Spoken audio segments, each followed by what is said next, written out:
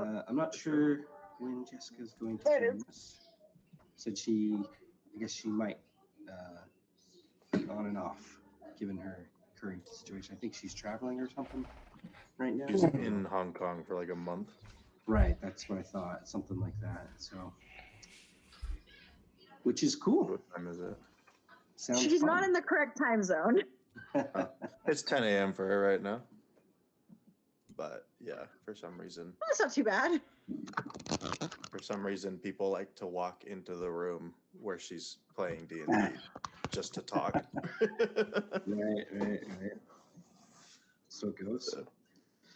How have y'all been? I'm good. Same old. Good.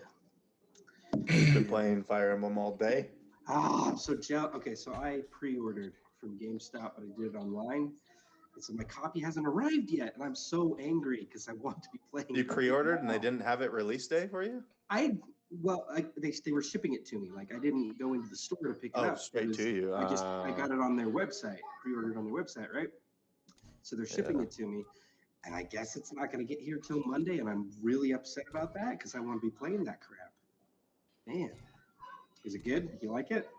Oh yeah. I'll say the gameplay is like best in series, but the story is equally cringe. Well, let's be honest. Fire Emblem stories have never been the strong point. Yeah, no, I don't play Fire Emblem for the story. So yeah, it's the same woman who wrote Awakening and Fate's story, if that's any indication of how bad it'll be. So right. Okay. Well, you know. So don't expect much there, but the gameplay, the emblem feature, it's all so cool. I feel like they need to make a staff change in that regard. Hopefully. But again, I mean, they are super successful games, yeah, so maybe they think she's doing something right, and people just like her stories. I guess. I don't know, man. It looks fun though. It looks really good. I love the series. Yeah, but if everyone's playing it for just the gameplay and not the story, don't matter about the story. Well, it would just be nice if the story was also good. You know, it's like one of the few things really holding it back from being just like the best Fire Emblem game ever. You know, because graphics are on point, music as always is amazing, gameplay is super fun. Like it was made by people who know how to make a good Fire Emblem game and map design and all that. But it's just the story and the localization for people is gonna ruin it. I think we're gonna get in Echo's genealogy. I would assume so. I think Sigurd's going to be the most popular emblem in this, or one of the more popular ones. He looks cool from the previous. Like they did a good job with his redesign. His voice is awesome. His emblem is so busted, it's crazy. So people are going to really love Sigurd. Yeah, he like gives you crazy movement speed, and you dash through, right, and all that fun stuff. Man, and he's how you get the Kanto skill, which is. Nuts, but always you could just run across the entire map. He gives you a brave lance, and you just like run through people. It's so cool. Nice. I can't wait to play it. I'm so mad. I should have just gone to my local store. Any ETA? No. That's the rough part. I'm guessing Monday, because I assume I'm not going to get delivery tomorrow. But oh man, no. Not happy about it. That's okay. Do you get like a special edition or just? Just a standard pre-order. I guess it comes with their little tarot cards or something, like the character art cards. It's a pre-order bonus. Cool. So it goes. Is your hair red and blue right now? What? Yes. Oh, for the game? Did you do it for the game? Yeah. Or release day? You actually did? That's awesome. That's no, really cool. I dyed it by accident. Oh, I mean, it worked out. Though. It was right at Engage's release. So. My hair was completely red, and then I put black dye over it, and it went purple, and now it's fading out to blue. Yeah. No reason why dyeing my hair black would turn my hair red and purple. and blue. You know. But now it's fading out. This is the fade. The allele. Yeah, just half a chance to also fade out really well. Yeah, Very good cool. timing. Hey, I got a quick question. Yeah, what's up? Did we level up last time? I think We are level 6. We're at level. you all should be level 6. Yeah. Okay, because on my character sheet there's a Yeah. it says I can level up or something. So Oh, that's right. Because you weren't. You either We fought leveled there up or you had to when you leave. were gone. Yeah. So. mhm. Yeah, You're had level to. 6 now. but We leveled up just after. okay, so So while we're talking, you can level up. well the thing is my character-mancer thing is saying I can level up to level 7. So that's why I was asking. That shouldn't be right. It says I'm level 6. Definitely. No, you should. So I Yeah, think we should what be it 6. is that we gave you the experience on your character to get you to 6, and so the character mancer is wanting you to go through the process to actually do the level up for level 6. I don't think it's actually going to try to make you level 7. Click on the character mancer and go through it and see what it starts telling you. Well, it says cleric level 6 plus 1 equals level 7. Okay, let me take a look here. Because you shouldn't have enough experience to. Yeah, it said character will be level 7. No, we're. Okay, let me take a look at your sheet here. What's your experience points at? 4,000 or 14,200. You should only be at 4 and 20. Yeah, you shouldn't have that much. Let's. I'm on your sheet here. I'm gonna go back.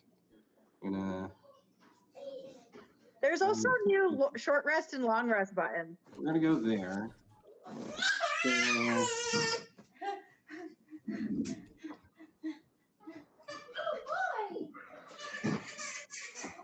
New stuff is always fun. So I'm pretty sure you guys just barely got enough experience to go to the next level.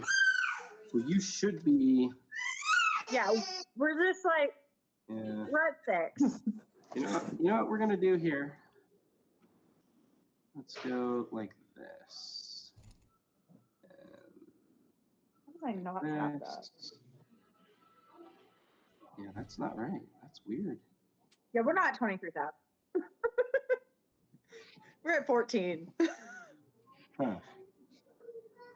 So let's just edit that. I bet it's freaking out because when you leveled up, you skipped the character mancer thing, and so we had to like manually put it all in. So do you want to roll or take so the it's probably average? freaking out because you didn't use the mancer. I'll just take the average. All right, so we'll go with the average.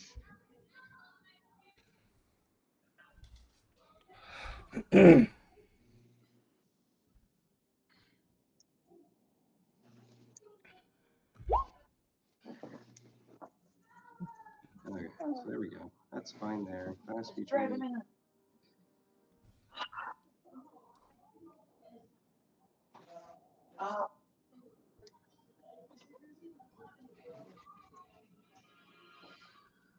So do you get anything big at level 6? Let's see. I don't. I think there was You'll get a extra domain thing. Yeah. I think that just means I can. extra third level spell slot. Yeah, I think that just means I can use my channel divinity twice or something now. Oh, that's big too.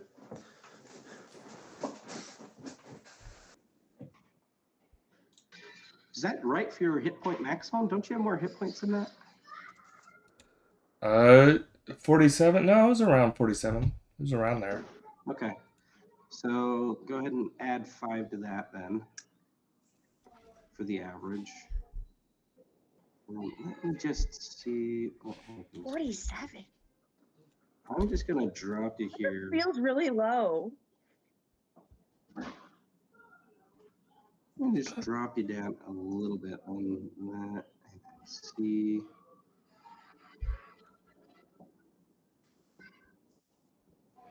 Why is Roll20 being done?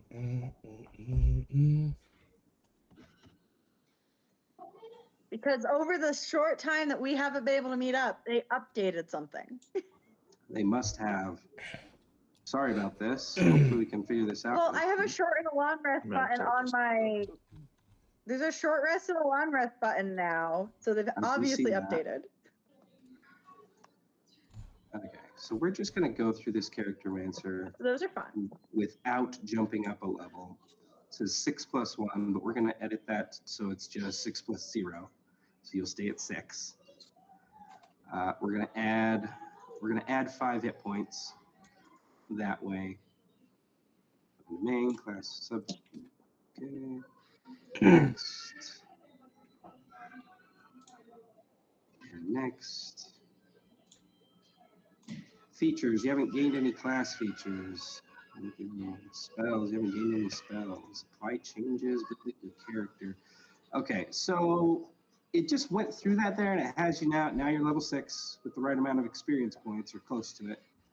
Make sure that you're not missing anything that you're supposed to have, though, with your life domain and your cleric stuff. If you were supposed to gain something specific and it isn't on your character sheet anywhere, let me know. We can add it manually if we need to. And I think the only thing I gained was an extra use of my channel divinity and spell slots. Maybe one more level 3 spell slot, I think, or something. How many did you have before? Because you currently have 3 showing yeah, on the sheet. I think I had 3 before. I don't know. I've already changed Let's look at the cleric list here. Level 6. You should have 4 cantrips known, 4 first level spell slots, 3 second, and 3 third. So you should be good. Okay. That looks correct then. Yep. For level 6 for cleric. Because you haven't multi-classed at all, correct? Nope. Okay. But You should be good in that regard. the character mentor button is still there, like I should be leveling or something. It's weird. So you do get 2 channel divinities per rest. Yeah. And a divine domain feature. Your domain is life cleric, correct? It is. So for the life cleric at level 6, you get the blessed healer. Oh, that means it heals me anytime I heal someone else. Yeah. Basically. The healing spells you cast on others heal you as well. Yep. When you cast a spell first level or higher, it restores hit points to a creature other than you. You regain hit points equal to 2 plus the spell's level. So this doesn't trigger when you heal yourself with a spell, but it does trigger when you heal other people.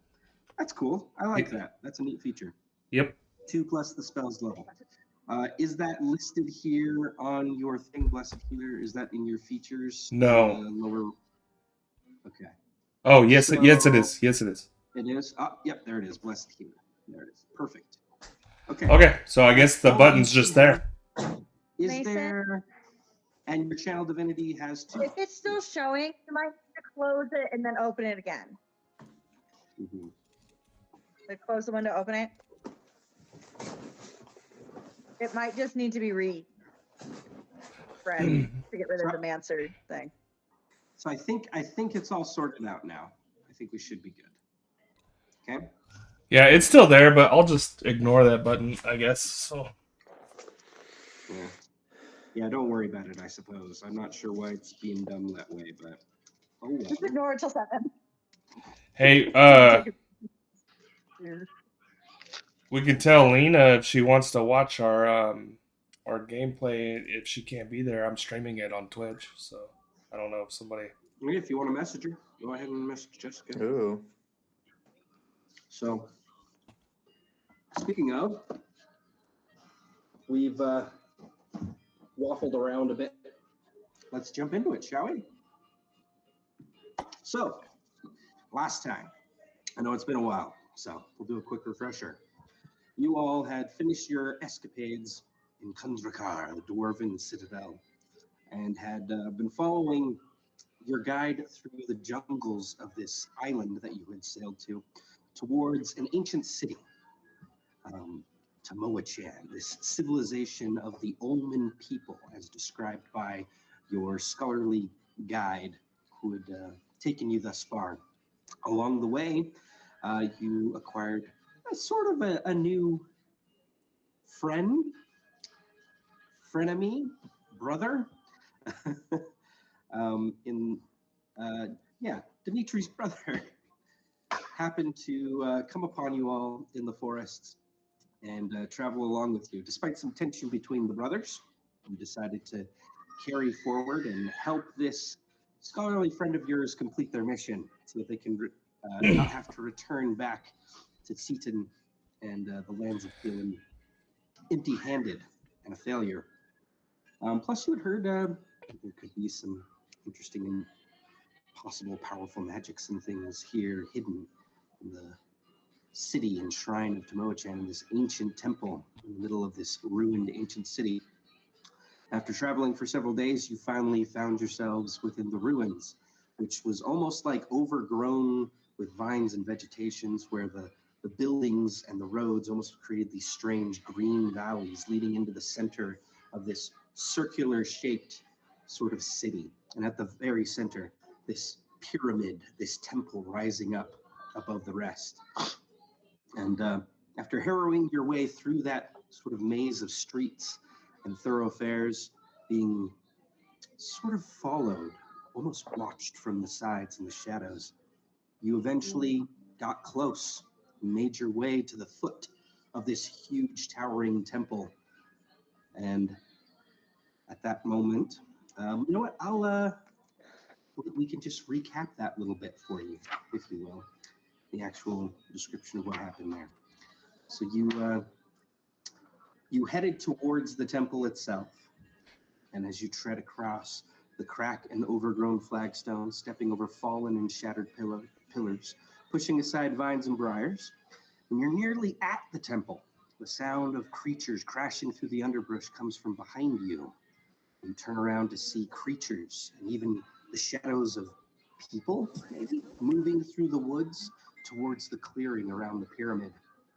Then suddenly the earth shudders and gapes open beneath your feet, and you are falling amid the roar of collapsing masonry. Dust fills the air,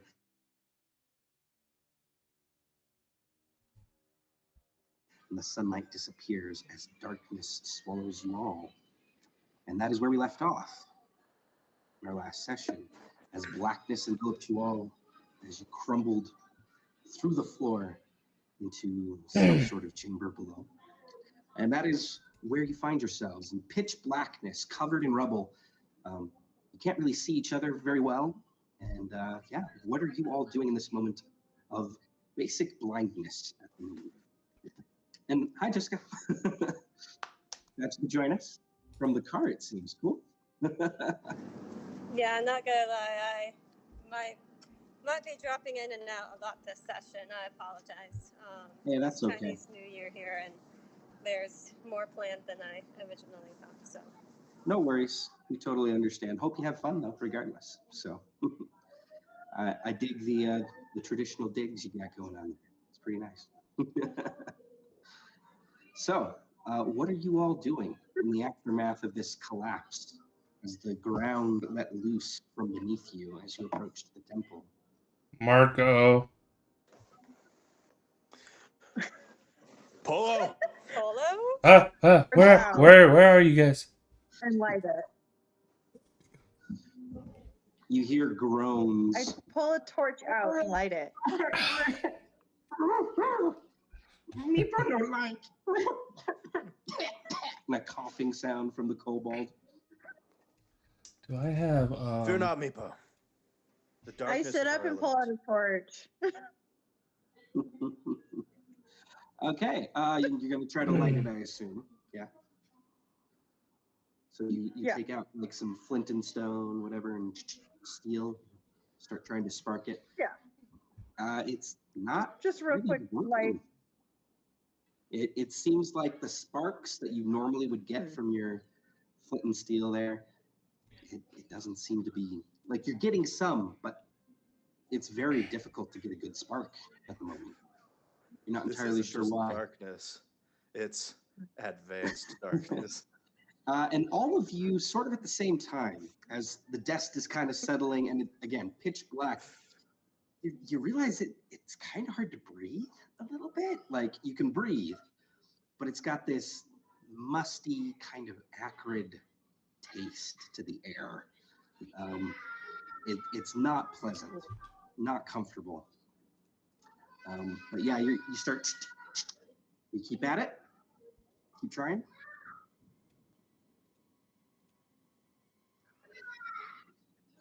I'll try for a little bit, but then I'll just probably stop if I can't get it to light. And stand up taller. Roll some percentage dice for me. See if this works for you or not. I don't like percentage dice. So just a D100? No, just roll D100. 17. Huh? 17? Okay. And yeah, okay. So it takes way more strikes than you're used to. Normally you can get it in 1 or 2 strikes, easy, to light one of your torches. Yeah. Here it takes 5 or 6. And you get a little frustrated, and it finally starts to spark, and a very weak kind of flame starts to grow on your torch. But the glow of the flame isn't normal. It's like redder than a normal flame. You know, normally it's kind of like an orange and yellow with bits of red in there. This is like a very red colored flame coming off of your torchlight. And as it sort of begins to illuminate the area around you, making things a bit more visible for you all, you can kind of tell that the chamber you find yourself in has almost like an orange hazy mist throughout it that sort of lightly obscures things. And you get the instant inclination that the strange smell of the air, that acrid kind of taste to it, is probably the result of whatever this strange orange mist is. It's like the orange mist kind of clings to your flame, almost trying to snuff it out. It seems to be affecting it and giving it this strange red color. Let me go ahead and move y'all into the map. So if you're seeing nothing but black, you're going to want to move your screen all the way down to the far lower right. Sure. And you find yourself in this strange chamber here with the bits of collapsed rubble and things coming at you from what for you would be sort of the western side of this building, all the rubble and things. You are kind of pushing yourself up. You see sort of Damien and Girazdil here, your scholarly friend, sort of still dusting themselves off and pushing rocks to the side, freeing themselves from all this detritus and rubble that's fallen down in the collapse.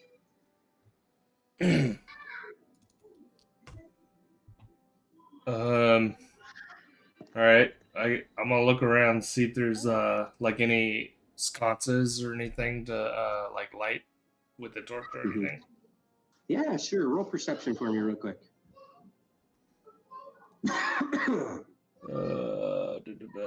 Perception roll. Nope. Okay. Yeah, so with a 6, you're a little disoriented, we'll say. And this hazy kind of orange mist throughout the area is really kind of throwing you a bit for a loop. So you don't get the best look around, but you're not seeing anything that looks like a torch sconce or a lamp or anything like that to light this place up.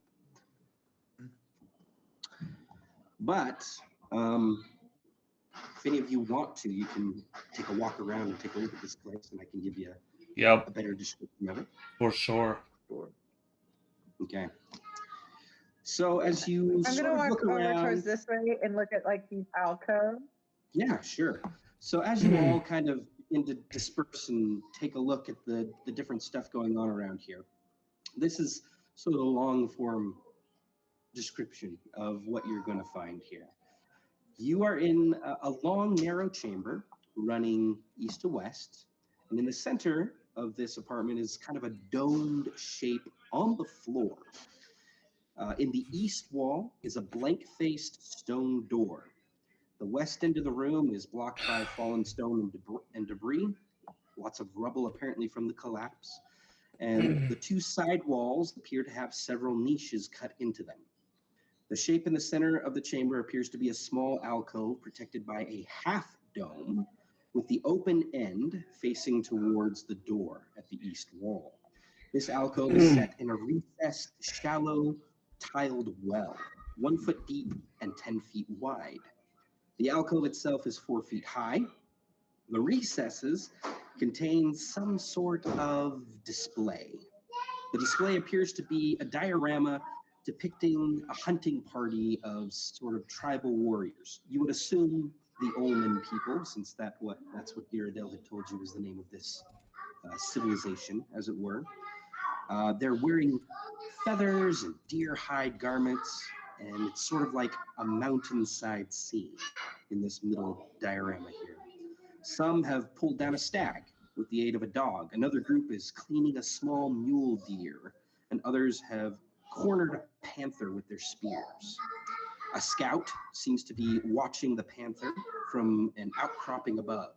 And he holds a little metal staff with a loop on its end. Kind of looks like a shepherd's crook. The three niches on both of the northern and southern walls are 5 feet wide and about 3 feet off the floor. Each niche contains a diorama depicting some aspect of tribal life.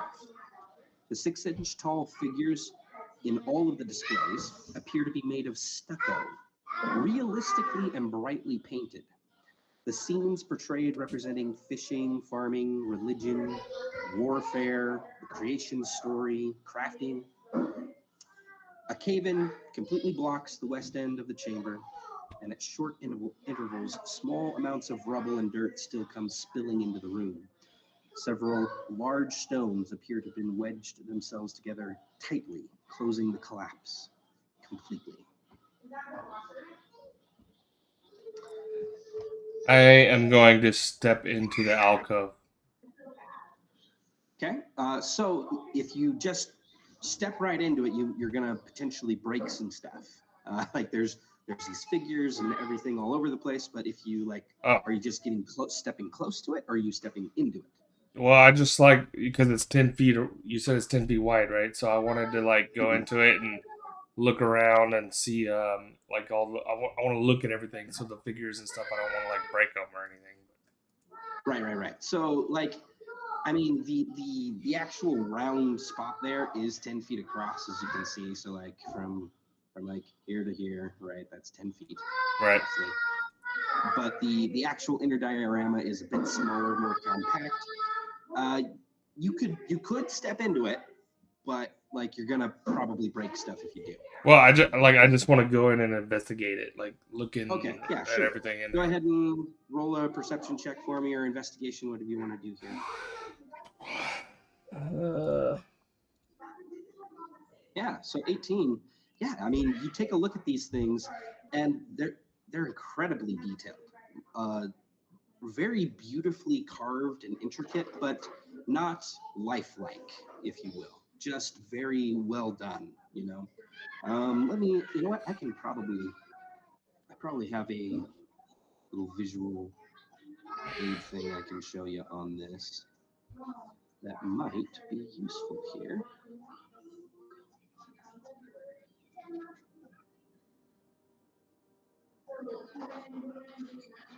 One second. Player handouts. Here we go. So here's an example of one of the little figures. This is the little shepherd guy with the crook in his hand in that middle diorama here. And this is kind of what all the figures sort of look like.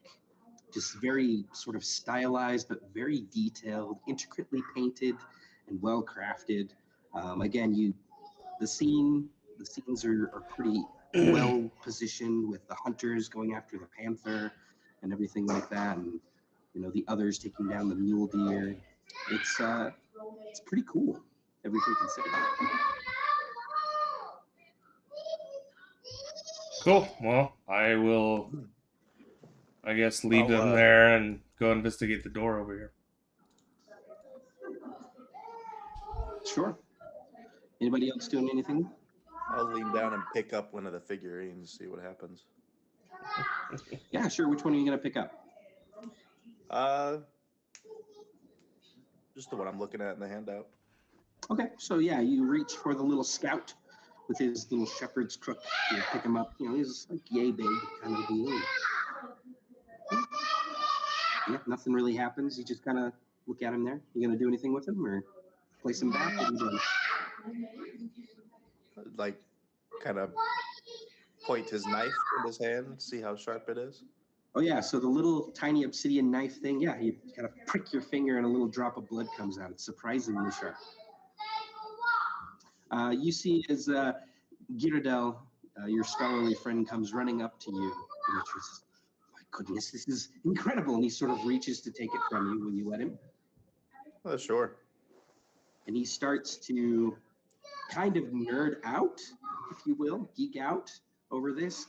This incredible craftsmanship, absolutely stunning, perfectly preserved. The Roman people and their crafts were highly revered in their time, or so the records say. To see them in such pristine condition, and ceremonial knife, all intact. This is fabulous. This is wonderful. This is more than I could have hoped for. And he just sort of goes on a little tangent, and he starts talking about each little bits of the scene and how it relates to the tribal life and things. So do the little figurines in the alcove? Let's get out of the purple cave. Do any of them match scenes in the alcoves? If you want to take a look at some of the scenes in the alcoves, you certainly can. I can tell you what they hold for you. Yep. Okay. All right. So the top right one there, Gardain. So in this particular scene, it kind of shows various forms of crafting, and you can sort of see what looks like, I don't know, I guess what you would equate to like peasants or whatnot that are kind of busy weaving rugs and baskets, carving little totems, making pots, grinding stones for weapons, and it looks like maybe making clothes. That's sort of the kind of scene that's depicted in this one. Okay, so then I would go back over here and I want to look to see if there's any figures that match that scene. Okay. Yeah. So you go back to the center one, and you don't really see anything that matches or correlates. Like the figures look similar, obviously, because they're all stylized in the same way. But here you're seeing more like armored and weaponed sort of characters, hunters out on the hunt, you know, getting this panther and this deer and everything. Gotcha. Whereas the other one is much more like a mundane kind of everyday, you know, peasants working and crafting kind of scene, but nothing that sort of specifically like matches or correlates in that way.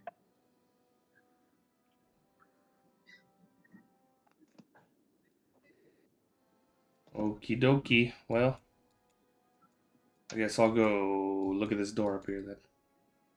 Okay. Try and open it. Yeah. So the door, it's carved with a. I follow him to the Yeah, door. sure. The door is carved with a sun symbol that appears to open into the room that you're in. It looks like there's hinges on this side, and you can see scratches on the floor where the stone door kind of opened inward. There is no visible lock or handle on it, although there is kind of a slight gap that stretches across the top of the door. You can see kind of like 8 little holes that have kind of been bored into the door. They're about 1 inch in diameter, but nothing can really be seen in them when you take a look. The door seems to be fairly thick, and the lintel above it is arched with sort of a keystone in the middle at the top. So then I want to go grab one of these figures and see if they will fit in those little holes. Okay, At all. grabbing something from the center? Yeah. Or which alcove are you grabbing from here? I'll go to this one. Okay, sure. So this is a different one. Just so you're aware that this one kind of displays, it's a little different. You don't see any normal people in this one. It kind of displays what you think might be sort of gods or more powerful beings, maybe some sort of religious significance, like maybe a creation story of some kind. They're all non-human figures in this one. But you reach down and you try to like grab one, and it doesn't move. These ones appear to be solidly put in place and can't be removed. Okay. But there's there's sort of a green one with like Quetzal feathers, and it seems to be mixing some kind of like a weird concoction. You think maybe like blood and ashes together, and forming sculptures of tiny little human male and female figures. Yeah. It's a very interesting kind of thing. There's a couple others, and all of them sort of like bestial features. Not human in any way. But yeah. None of Okay. them move. All right, These then particular ones. I'll go back to this alcove and I'll pick up one that looks like I can pick up there. Okay. So yeah, you grab up one of the little commoner statues kind of thing. One of the ones will say, it looks like it's making pottery of some kind. It's got like a little pot in its hand, like it's kind of crafting. And then I'll go and see if they can fit in the one of the holes. Preferably, like, if, I don't know how the holes are lined up, but if they correlate with the alcoves, I would put it in like the top right that would match like this alcove. Mm-hmm. So it doesn't seem to correlate in that way. There are 8 of these holes. You Oh, notice 8. that there's 6 of the little niches or alcoves, and then the center one, which would be 7. But you do nonetheless try to sort of fit this figure into one of the holes, right?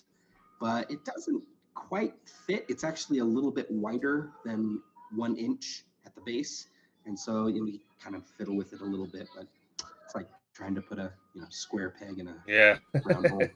All right, and then I'll just take it and I'll set it down in the middle with the other ones. Okay. All righty. As you set it down in this other middle alcove, you see it sort of sit there for a second, and then it kind of shakes. And it falls over. And it starts to shake a little bit more violently and rapidly. And then suddenly, in a flash of light, you see this little commoner statue that you took from the other alcove and now put into the center one burst to full human size right before your eyes. It makes no sound, but it turns to you and it lifts up its strange little like clay pot that it was carrying and tries to smash it on your head, Gardein. I hold my As shield it up. does so, you watch as the rest of the diorama that you placed it in is knocked all to shit, like all over the place. It all just goes whoosh as this thing grows to full human size, and it sort of scatters this center diorama all over the place. What are you doing as this pot comes swinging down on your head? Couldn't just put it back first, though. I'm gonna raise my shield up to block. Okay. And scream like, You couldn't. what the F? 1 second here. Here we go. You couldn't put it back where it came from, could you? You couldn't just put it home. Why would I do that? That's no fun. Because it makes sense. I mean, Okay. putting it where it was doing nothing, so that doesn't make sense. It likes Okay, its so- job. So this thing just kind of springs to life right in front of you. It no longer looks like as stylized as before. It almost looks humanoid, like almost like an actual person, but you can see that its joints, like at its elbows and wrists and stuff and around its neck, kind of have seams and stuff, almost like it's this strange sort of clay construct. And it smacks down on you from over your head, and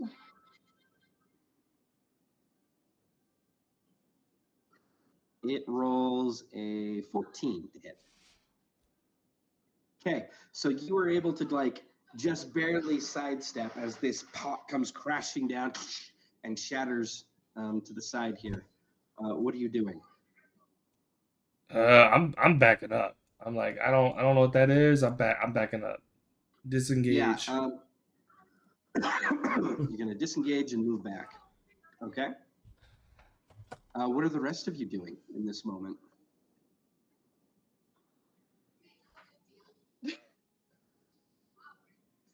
Also, At this point, I don't know if I should just be shocked or just like be who would normal. like to kind of pilot Lena tonight?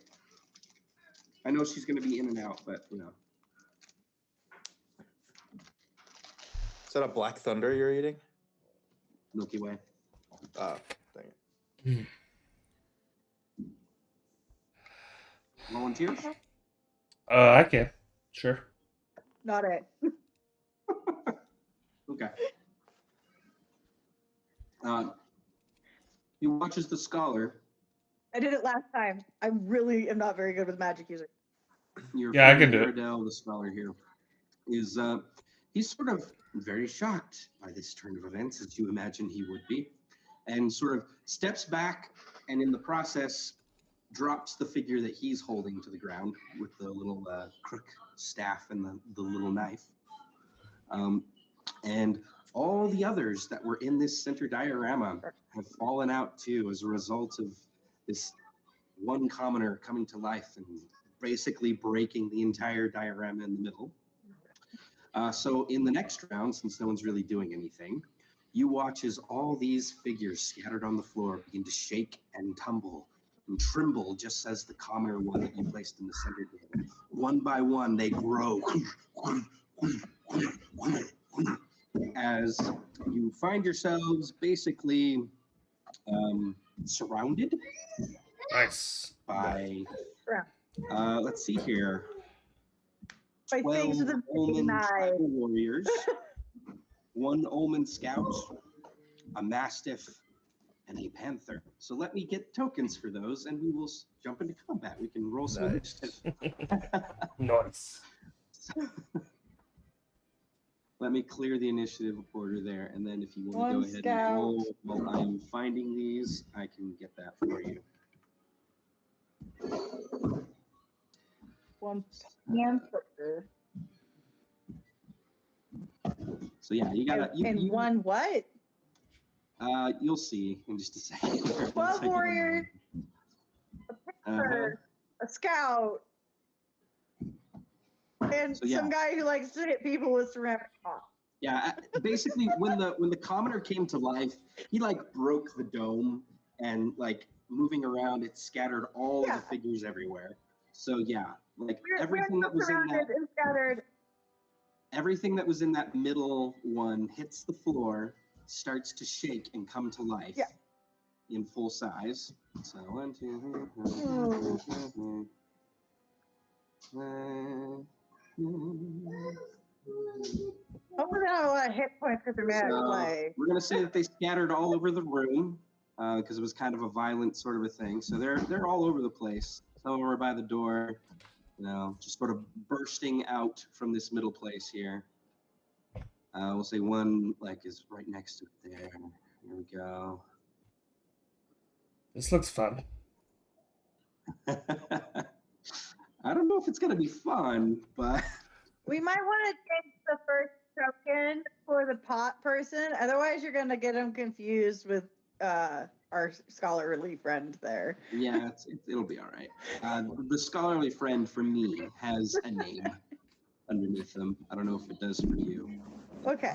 It has the character's name. There is no names on our side. And then there's our scout. Okay, we've got a mastiff.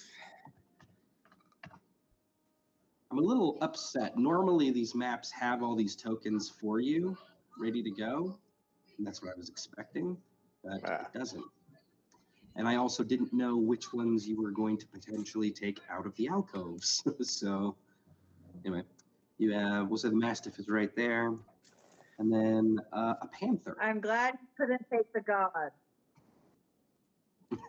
Yeah, that could have been problematic, I think, if y'all had been able to. I am just glad he couldn't touch the god. I don't even want to imagine what that would have done to us. And we'll say that the panther got thrown over here, right We killed a black dragon. We're fine. there. We're basically you're also- gods. You're also like surrounded in tight quarters here, so we'll see how this works out. You're not. I'm not because trapped in you'll- here with you. You're trapped in here with me. So let's go ahead and do some initiatives, shall we? If we can.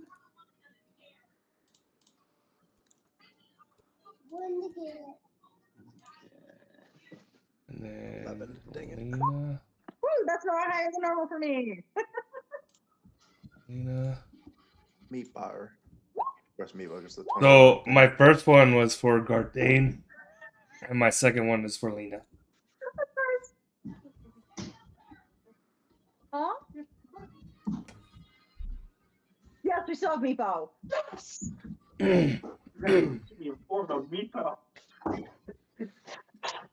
Yes, brother, we still have Meepo. Everybody Amazingly. Meepo. for Meepo. Wait, let me. My brother has heard all about Meepo. Everybody loves Meepo. Let's be honest. He casts spells now.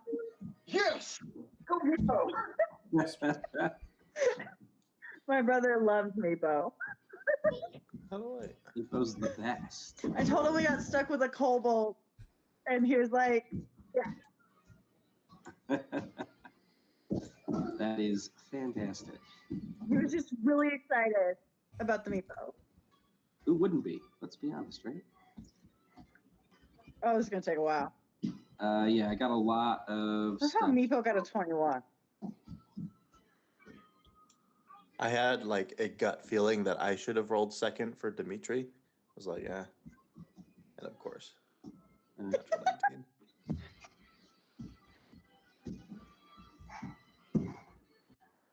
Too bad none of us have Fireball.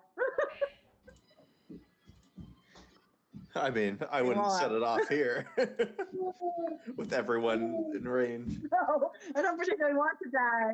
But we can get everyone pressed up against a wall.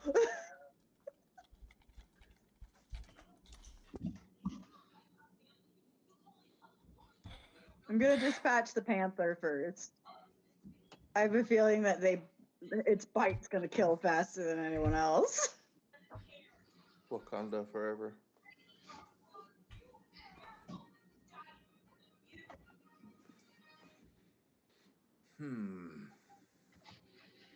A dog and a panther.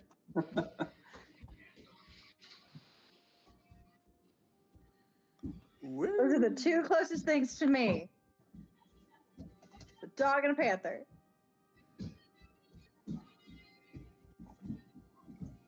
I still don't know how much damage a dog can do.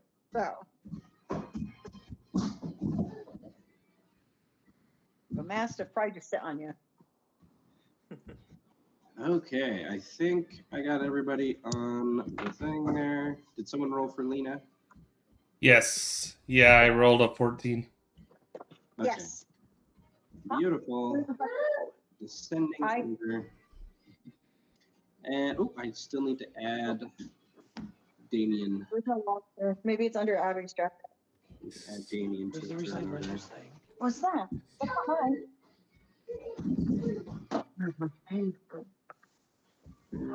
I don't have a wallet here. It throws 0 for initiative. Dang. Okay, cool. He's going to be dead last. All right, so at the top of the order, we have a tie No! between Nepo and one of the tribal warriors, but Nepo gets to go first. So you are all, again, suddenly surrounded as this diorama explodes and pieces fly everywhere and they judder and jiggle and then grow to full human size. And Nepo gets to start us off. All right. He's gonna cast Armor of Agathis on himself Meepo gets to go. and stay where he is. Mm-hmm. I'll give him 5. No, I'm not sitting on your wallet. Meeple's my spirit animal. Yeah, well, he's alive and going first. I love Meepo. I'm glad to hear that Can they Meepo hear has a me? fan base. Oh my gosh. Well, I see how crazy I am. So Meepo's Wait, body is covered they in all love ice him. and I assume that's the end of his turn. Yeah. So you see just like this frost overtake his red scales, and they shimmer with some sort of eldritch energy, and he stays put, just kind of cowering in front of these two that flank him currently. Okay. All right. Next up is one of the tribal warriors, who's going to turn to your scholarly guide and attack him. Oh no! Yep. Hopefully they don't die this soon. That would be bad for you guys here. Yeah. So he will come at him with a spear attack. Will it? Will it be that bad?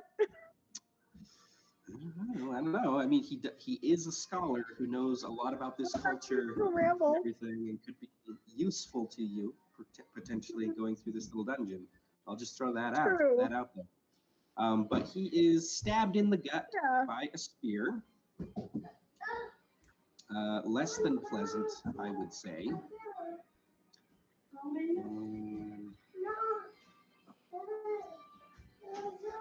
Come on.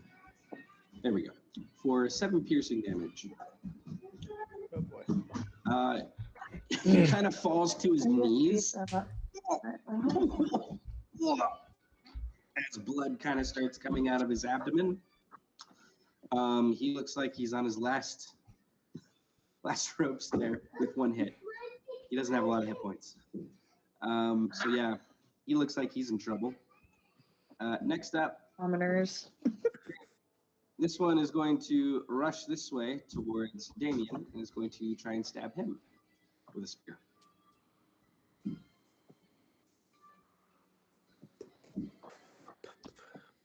Okay. I'm laying on this old couch. I know that. And let me see here. Yeah, so he has advantage on this attack. Just checking behind me.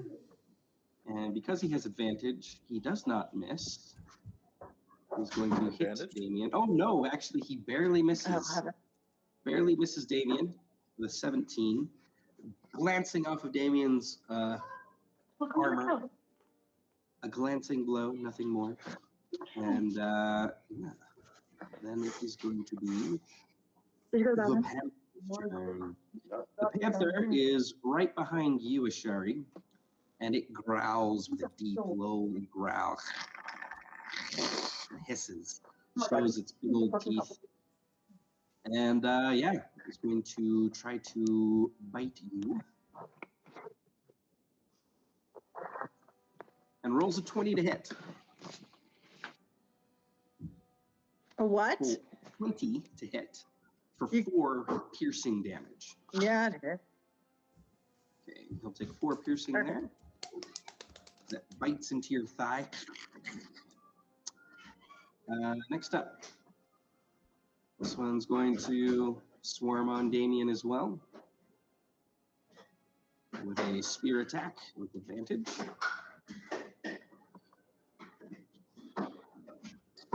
This one misses though, again, glancing off of This is like Damien's armor. Next up, the doggy mastiff-like creature here tries to bite Dimitri. No. You hear it kind of woof at you in a very low, you know, Marmaduke. He tries to bite you. Rolling a natural 20 for a total of 23 there. Of course, always.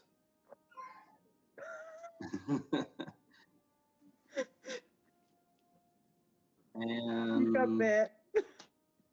It's you big. deals 7 piercing damage. And I need you to give me a strength saving throw or be knocked prone. Great He's a at big those. boy dog. He's a big old doggy. Big pooch. Oh no. And with a 12, you needed an 11. You managed to stay on your feet, and you are not Oh, really? knocked prone. Just barely managing. Okay. Another tribal warrior is going to step up and try to stab Damien. He's getting surrounded real quick.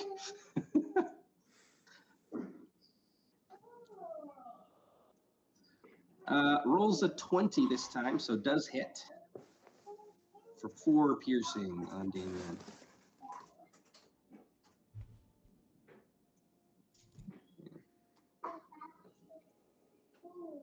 We'll take that. Ashari, you're up. Okay. I am going to rage. Hulk out. Yeah, I love it. All right, click that. Rage. We're going to roll my lovely D8. 5. What is 5? Whenever a creature hits you with an attack roll before your rage ends, that creature takes 1d6 force damage as magic lashes out in retribution. Okay, so whenever a creature does what? Hits you? Or, sorry? So whenever someone attacks me, Okay.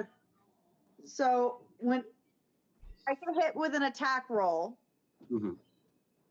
force damage bursts out of me in revenge and gives 1d6 to anything that attacks me, basically. Cool. I like it. All right, so you kind of have this Whenever angry field of energy surrounding you, ready to lash out at your enemies. I like it. Cool. All righty. Yeah. It'll help. Okay. I am then going to take my lovely longsword and I am going to swing at the panther behind me. All righty. I'm going to swing around and attack the kitty. And again, even this panther, 14. it looks, now that it's like full size, it almost looks lifelike, but you can still kind of see those sort of creases and things that indicate this is some kind of strange construct.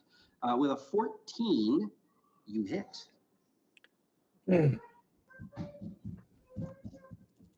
Oh. And how much damage is that? 8. 8. Okay.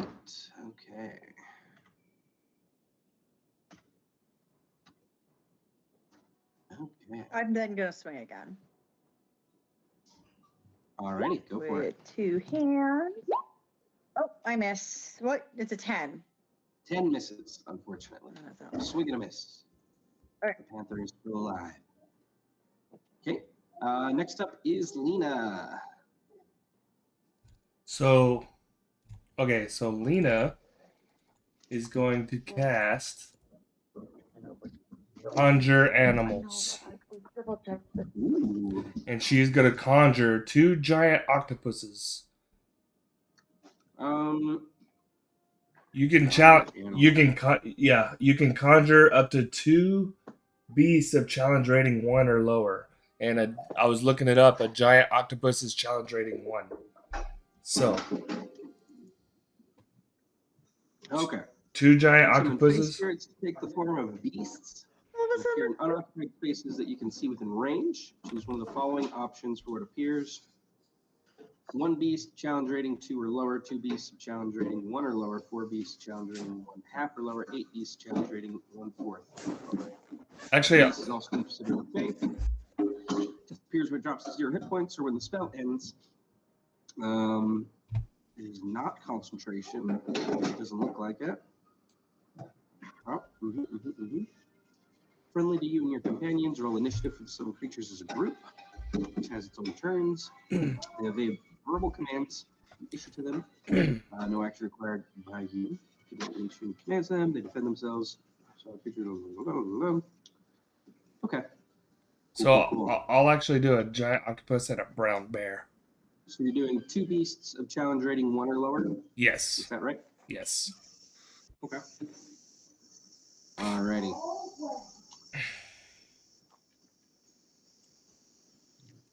Cool. So let me find those in the compendium here. So a brown bear, right?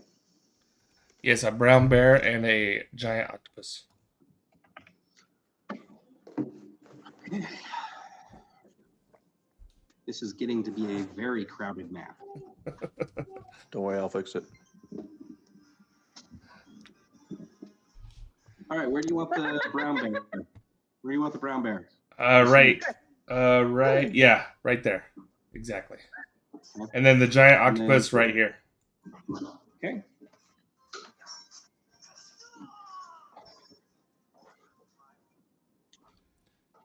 And Lena will yell at her new companions to attack. Okay. Roll joint initiative. Just roll one initiative for them here. You want me to just roll a d20? Use Lena's initiative modifier for this, we'll say, and they'll both have the same initiative, whatever you roll there. So just click on Lena's initiative. So 5. So they'll both move on 5. Okay, add a turn. Hey, buddy. My son wants me to stand up. Guys. Needs you to stand up. He needs me to stand up. Okay, so that was Lena's turn. 1 second here, descending. Go back down to.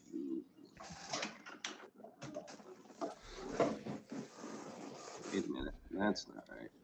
Lena moved down to 5.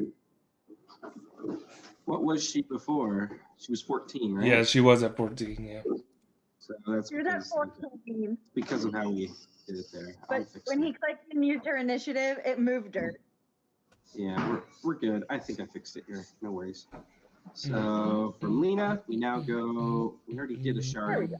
So you guys are swapped now, but that's fine. Now we'll go Mhm. to the little commoner that initially caused this chaos and broke a pot over Gardane's head, or tried to. Now pulls a little crude, like wooden stick, not really a club, but kind of acting like a club, and swings it at Dimitri Dark's face while yelling something in a language you don't understand. Let's see here. Swing and a miss with a 9. Nice. Dimitri, it is your turn. Oh crap! These animals mess things up. Crap.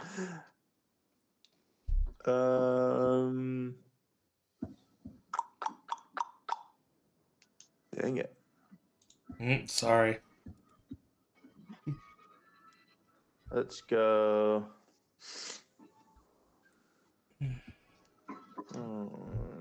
Which one's Gyarados between these two? This one. One there. Okay. And they look rough. They're like on one knee holding a stomach wound. That looks pretty bad. Well, I can't do nothing about that. He's only got 4 hit points. He's got a little bit more than that, but yeah. That's why he didn't die from Well, the he spears. just realized he's tougher.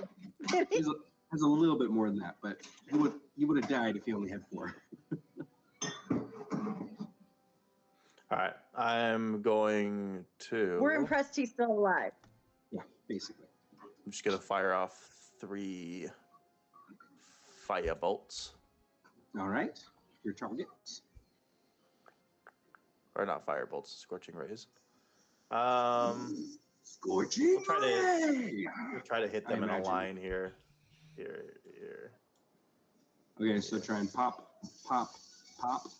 Yeah. Okay. 1 for each. So the one right in front of you, because it's in melee, you will have disadvantage on that particular attack, but they don't have the highest AC, so it might be worth the risk. Sounds good. First one will be that one then. Okay. All right, and the commoner's AC is 10. 11. So you do manage to incinerate this strange commoner construct right in front of you with a blast of fire, despite your disadvantage at close range.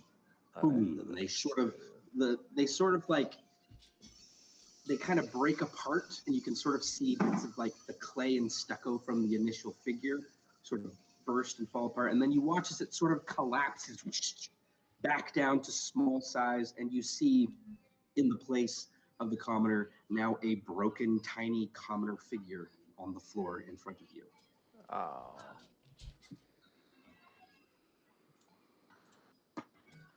And the next 2. Okay, 19 will hit for 11, right? And that is enough to dispatch the next one in line as it too sort of breaks, compresses down, and falls into a shattered, broken version of its miniaturized self.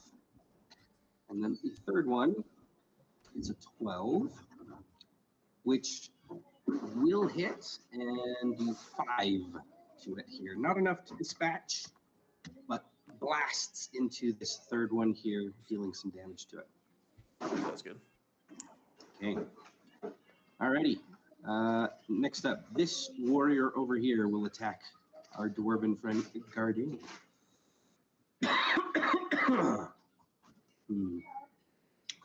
Okay, so he is going to.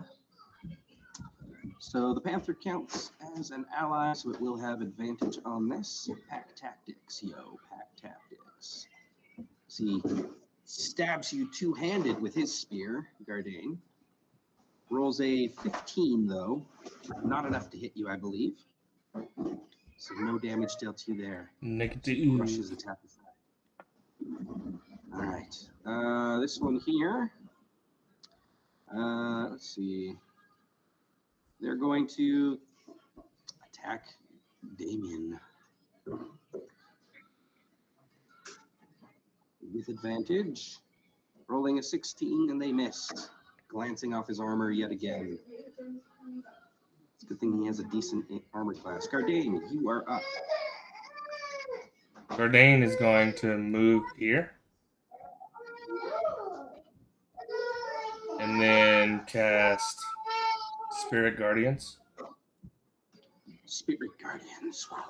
Okay, so you are enveloped and surrounded by what kind of Spirit Guardians are you seeing? These are angelic fae that are the spirits of all the fae that Ashari blew up. Right. The fairies again. The little Yeah. fairies. Not the Yes. spice again!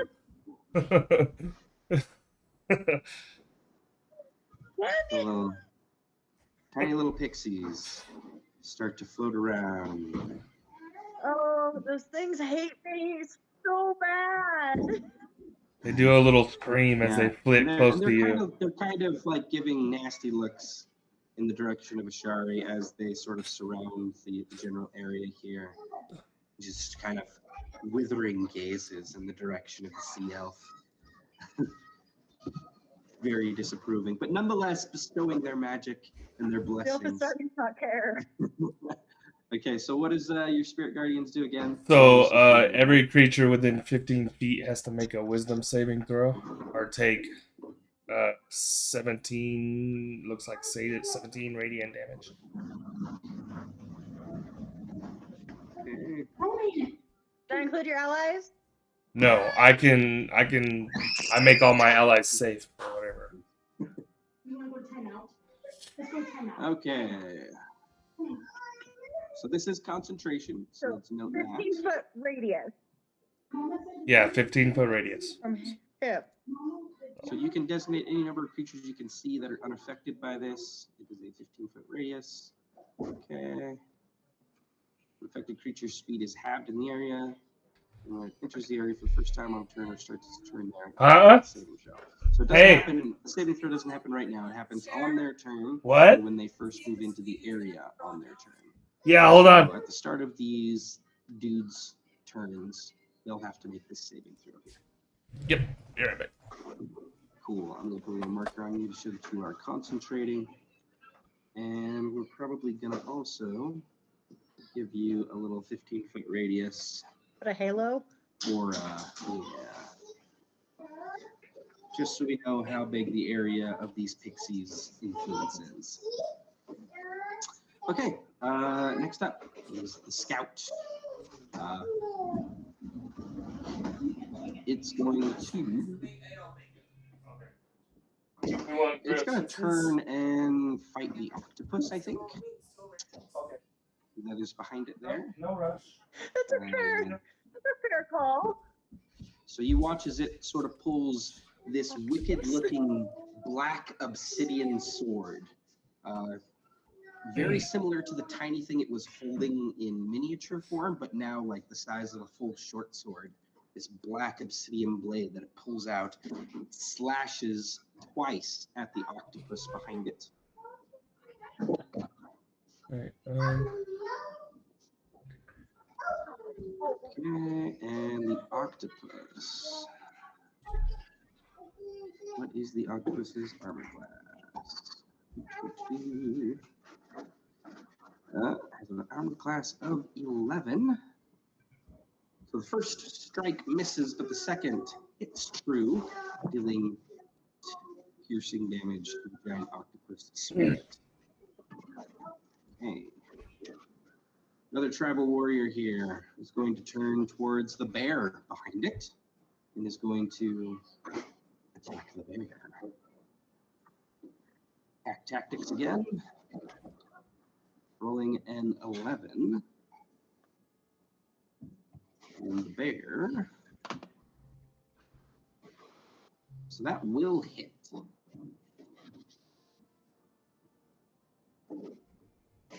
Dealing just a little bit of damage to the bear. Not a whole lot. Okay. Next one, right next to him here, is going to do the same, attacking the bear.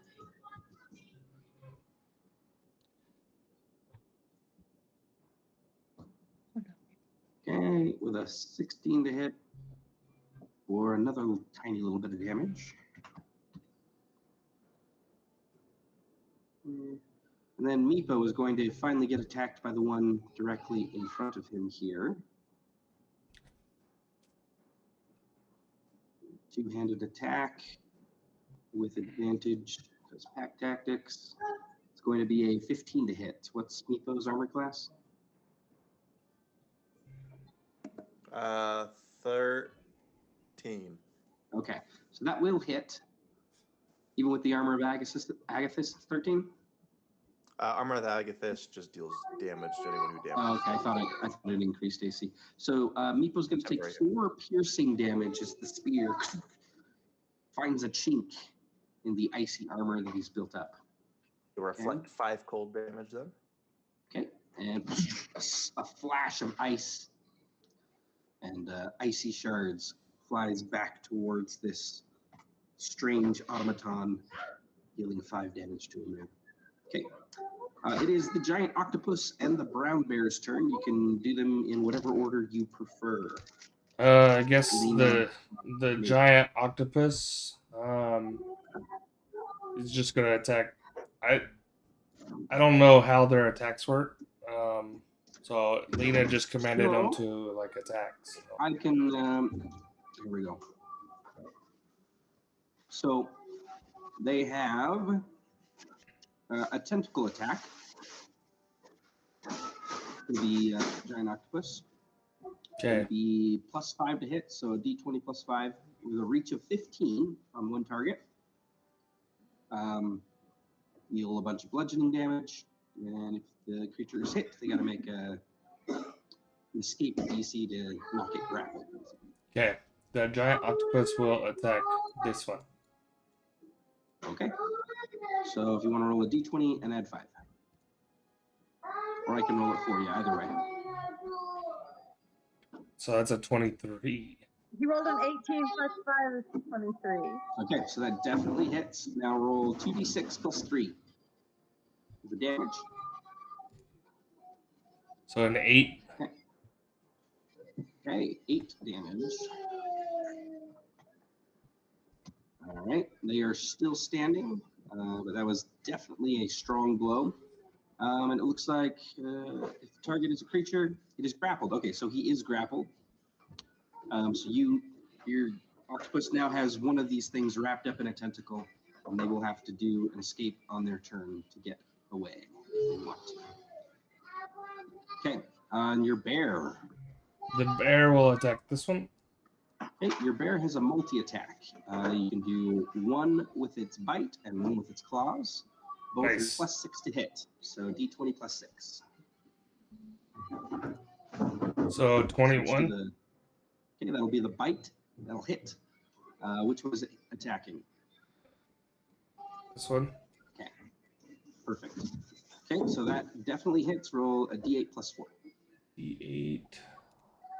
So 8 total. All right. This one takes that and is still standing. Is looking pretty rough and beaten up from that. And you get your claw attack. Same thing. 20 So plus 6. so that would be what is that? 14. Yep, that will hit. That's going to be 2d6 plus 4. So 8 more damage. Okay. This one falls to the ground as well. And it's a tiny miniaturized version of itself, broken in half. Hits the Perfect. floor with a little clank. Crash. Okay. Your spiritual animal friends did a good job, I think. Next, we have this tribal warrior that is grappled by the octopus currently. So he's not going to try to get out of the grapple. Instead, he's just going to take the disadvantage of being grappled and attack back at the octopus. But because of pack tactics, it evens out. So it's just a straight roll. So he tries to stab with his spear into the octopus's middle section with a 12 to hit. And the octopus's AC is 11. So the octopus will take 5 piercing damage. Alrighty. This one here is going to try to stab Meepo in the back. Okay, it has to make a wisdom saving throw at the start of its turn. It does. Let's go ahead and do that. Quick wisdom saving throw. And what's the DC? 14. Okay. He fails. So do I need to roll that damage again, or? Yeah, so you're going to roll it each time this happens, each time someone fails the save. So 3d8 radiant. So 11 radiant damage. Okay, so you watch as this sort of automaton kind of clay warrior tries to stab Meepo from the back, raises its spear up, and suddenly your pixies shoot out this bolt of radiant energy, and it zaps just as it's about to hit Meepo, but it's not able to make contact before it sort of turns to dust and then falls, collapses into a small shattered version of itself on the floor. All right, it is Damien's turn. All righty. What? What's so funny? You're lovely. I just think it's funny that he's been attacked so many times, but he's only got hit once. Well, I mean, he's a big armor boy. He's just kind of tanking and standing there. He's a paladin. That's what he does. Okay. So, Damien is going to, let's see here.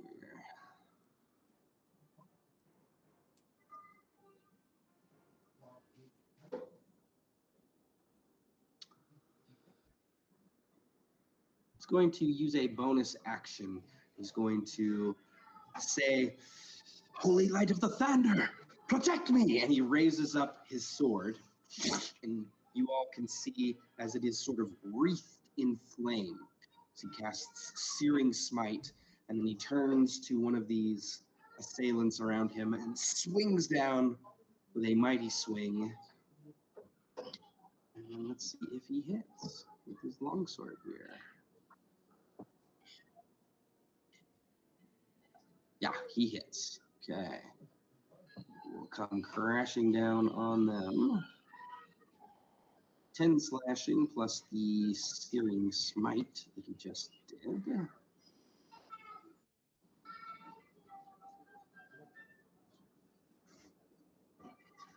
For an extra 4 fire damage. As the flames on his sword kind of sort of cuts this Skullman warrior in two, just kind of slices them in half, and a burst of flame kind of flies up from his weapon as he does so. We'll say he attacked this one right here behind him. It too clatters to the ground, returning to its former small size, broken and shattered. Meepo, back to the top of the order. You're up. Bow. What does he have for this? Aha. So, Meepo is going to take a. He's going to take a. Oh, I guess he wouldn't have one yet. Never mind. I guess he'll just do a sling attack at close range. Okay, that'll have disadvantage then. Yeah. Still hits. Nice. For 5 bludgeoning to hit the one right in front of him, right? Yep. Okay. Is it medium size or smaller? It is a medium creature. All right, so I'll get knocked back 10 feet as well. I forgot you gave him that stupid feat. Yep. Boom. Knocked back. He kind of bumps into this one here. So we'll say they both get moved, just for the heck of it. I won't always do that, but you know, he kind of bumps back 10 feet. That's the opposite way. It's because it's unexpected. actually, There's like little tiny pebbles. He'll actually run over to Ashari for safety. Cool. Oh, yes, I'm safe. Alrighty. I love it. Freaking Meepo and that stupid feat. I love it. All right. This tribal warrior right here. It's going to make a wisdom saving throw at the start of its turn, because it is within the range there. Fails with a 5. So go ahead and roll damage again for your Spirit Guardians guarding. 16 radiant damage. So again, your friend, the scholar Gyrodel, is sitting there like bleeding out as this Omen warrior statue pulls the spear tip out and is about to ram it through him again and end him because he's that close to death. But your pixies burst forth and zap him with radiant light, causing him to burst into bits and pieces and fall to the ground again like the others, back to miniature size. I love this spell. Came in clutch there because Gyrodel was just about to die. Spirit Guardians is pretty good. Yeah, it's my new favorite spell for sure. Perfect in this situation. Yeah. Yeah, it really helps in tight quarters like this. You have another Omen warrior here is going to attack Damien, who's still surrounded pretty well here. Two-handed with the spear and pack tactics. Rolls a 19, which I think is enough to hit Damien. Yes, this time he will take some damage. 5 piercing damage. As it manages to find a kink in his armor. Next up is the Panther, who will make a saving throw. Against the Spirit Guardians, wisdom saving throw. Rolls a crit, 22. Makes the save. Does that mean it's going to take half damage or no damage? Which is it? On a fail save. First time wisdom save, they're on a failed save, they take... half as much damage. Okay, on a successful save, creature takes half as much. Okay, so go ahead and roll the damage, and it'll take half. So 15, and half of that is more than enough to eliminate the Panther, as it too bursts in a blast of radiant light and crumples down back into miniature form. Cool. So I'm Nailed going to it. be running across the place to get to the next target. This one here is going to attack Damien. Noted. Oh, wrong one. There we go. There's still 2 creatures by us, so Shari, we're good. Misses with its spear attack against Damien, glancing We're off going of to his armor. explode. The Mastiff is going to try and bite Dimitri's ankles. Oh, wisdom is Does it? immaculate. It has to do a wisdom saving throw also. After he does. takes the wisdom saving throw. It does. After he does a wisdom saving throw, which he passes with a Exactly. 17.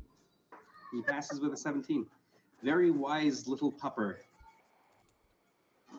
Rolls for a bite attack and hits Dimitri with a 22. I will hit. So it 6 still piercing. takes half that damage, half of 5. So what, 2? 2 damage to the Mastiff. Okay, I'll mark that down.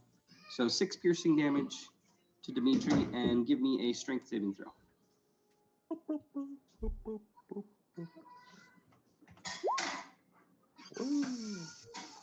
That is a failure. You are knocked prone on your butt. Okay. All right, and that is the Mastiff's turn. Okay. Next, that one is dead. It is Lena's turn. Oh, okay. I should have. Lena's gonna shillelagh her her little staff thing, and she's gonna come up here and bonk this guy. Okay. So she casts Shillelagh, causing her staff to be wreathed in powerful magical energies, and bonkinates the one. She'll have advantage on this attack because it is still grappled currently by the octopus. And a Bonk 17 him will for definitely 6. hit with Oh, wait, 6 what is- bonkinatings. Sorry, what is the shillelagh add? Sorry. So there should be a button on there for the staff with Shillelagh. Oh, my fault. I didn't hit that one.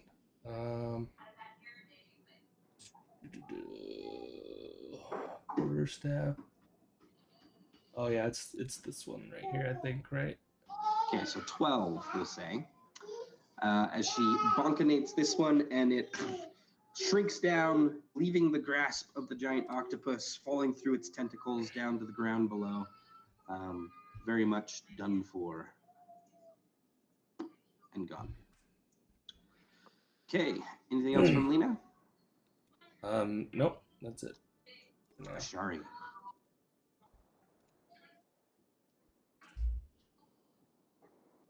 I swing my sword at the dog. Oh, the poor pupper. 8. Apparently, I'm 8. Let's supposed see. to miss. 8. Yep, that misses. You have a second attack, though. I will do it one more time. Yep.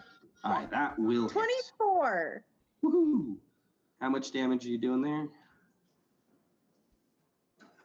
9, 10, 11. Okay, yeah, this Mastiff falls down, shrinks back down to figurine size, and is done. Anything else, Shari? I then am going to use my movement and run over to here Okay, to help Damien. cool. Because I have like Fantastic. 40 feet, and that's I can make that. Cool. Alrighty. That one is gone. Dimitri, you are up, good sir.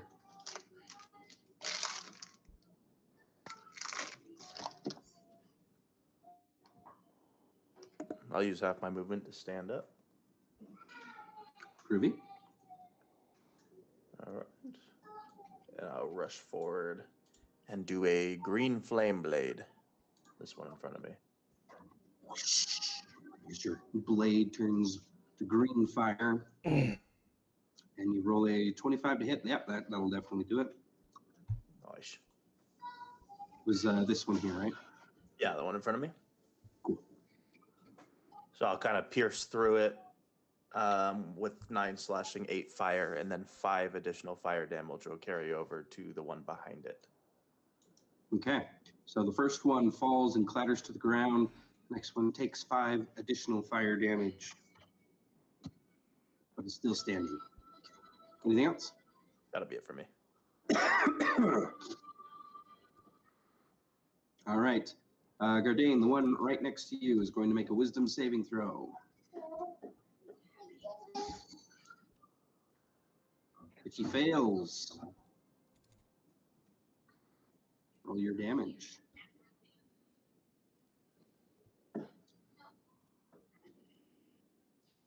Man, Spirit Guardian is strong, dude. Okay, yeah, as he is incinerated as well and falls. And Overkill. Done for. Done and dusted.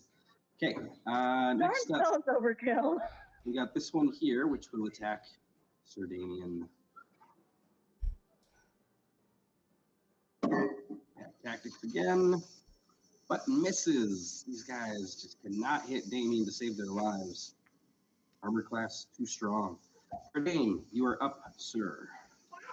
Okay, so Gardane will move to here. Okay. And that makes actually a move to here. So all of those have now entered into my radius for the first time, so they all make wisdom saving throws. So it's when the creature enters the area. So you Oh. move the area to them, so it'll still be at the start of their turn. Okay. All right. Well, I will attack. Gardane will attack this one. Alrighty. You attack the scout. Warhammer. We're just going to ignore the bleeding out scholar, aren't we? Nope. I have a yes, plan you for that. definitely hit. 2 bludgeoning with your Warhammer. And for Gardane's bonus action, Gardane will cast Healing Word on the scholar. Hey. Alright. Go ahead and roll your healing there. So that's 5 plus 3, so 8 total healing. Alright, so the stab wound in Gyaradel's belly that is just bleeding profusely starts to close up. Oh, you hear him let out a sigh of relief as your magic takes hold there. Okay, the scout here is going to turn to you, Gardane, after you bonked them on the head. And with their strange obsidian short sword, they're going to hack at you twice. After they make a wisdom saving throw? Yes, after they make a wisdom saving throw. If they make their wisdom saving throw, which they do. 21 on their saving throw, so half damage. We'll see if they survive that and get to attack you. So 10 radiant damage. They have 9 hit points left. So no, they do not get to attack you with their strange short sword. It's only half, so they only take 5 damage. Oh, you're right. Half damage. Correct. Thank you. All right, so we'll take half of that damage there. And we'll come at you then with the obsidian sword. 2 attacks. Okay.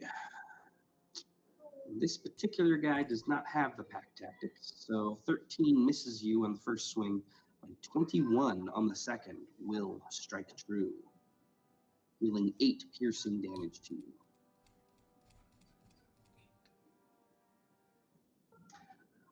Okay.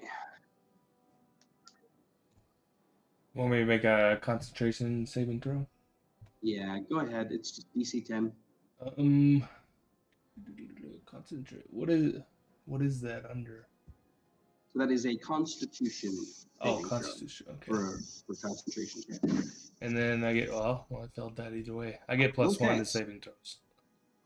So unfortunately, it looks like you're gonna fail that and drop your spirit. Ooh, the rest of those guys are lucky. So the little fairies, little pixies flying around you here, they look all determined after zapping the scout, and then suddenly, and they kind of like disappear and disapparate, all of them cursing Ashari as they do so, as your aura of Spirit Guardians falls. What you got there? Huh? There we go. Oh, that's probably the All right. rubber band for the bed. And then we will remove your little concentration here. Alrighty, next up is this little What are the warrior blue here. dots? I don't remember what the blue dots are. Yeah, this is the rubber band for the bed. Seems like it was significant. I don't think any of us do. It's been like a month, so I don't know. Maybe it's significant for the last battle. Oh. I don't Wait, let me remember. see it. Let me see it. It's alright. We'll probably just take them off of here soon. because I don't know what they're for. So But look this, look what just came in for the mail from the mail for my son that's going to be born next month. Ayo, look at that. I love it. What? Oh, that's cute. All right, sorry. Cute. I dig it. They're so That's pretty cute. cool. It is 8:30. It's time for bed. Need to give All them a little right, hat. so- Papa, put your bed, please. Right. This one is attacking the bear again. Oh, it's so stinking cute. It is cute. Yeah, the piece I of love chocolate. it. Will Yeah, hit that's the good bear on our with bed Direction. sheets. two piercing. After you eat. Okay. Okay. Give them a bladder. Yeah. Alrighty. How many do This you one right want? here is going to turn Two. to Ashari There'll be a and try to mixture of stab her cheese with because we don't spear have. with advantage because pack tactics. Rolls a 20 to hit, He's trying to make you jealous right I know. dealing 3 half to 1. now. Don't lick because me, you're you raging. ate turds. So you take a measly 1 damage, Ashari. Whoa, come on. Giant octopus is. Oh, wow, you nicked me. Oops. Giant Ouch. octopus will attack this one. Going for the scout. Okay.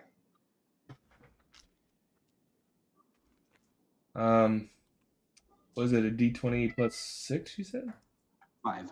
5, so 15. That hits. And I don't remember what was a D6. It is going to be a 2d6 plus 3. 14. Yep. This one collapses and falls to the ground, returning to its strange shepherd-like appearance, with the little black obsidian knife and the shepherd's crook or staff, but broken now in half on the floor. Nice. And then the bear will attack this one. Right. So the bear gets the plus. 20 plus 6, so 18. Yep, that definitely hits with the bite. And it's a D8, you said? Yep, d8 plus 4 on the bite. So 8 total. Okay, 8 total is not enough to finish this one off, but does some decent damage. You still get your claw attack though. So Another plus 6. 14 total? 14 hits. 2d6 plus 4 this time. So 10 total. Okay, more than enough to dispatch this warrior. It collapses to the ground. Alrighty. And you guys were worried. Okay, Damien will strike at this one here.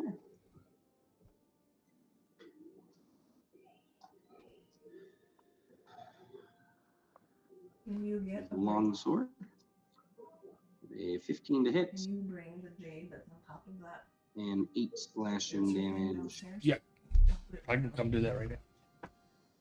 And that's his turn. I'll Nico. be right back real quick. Sure.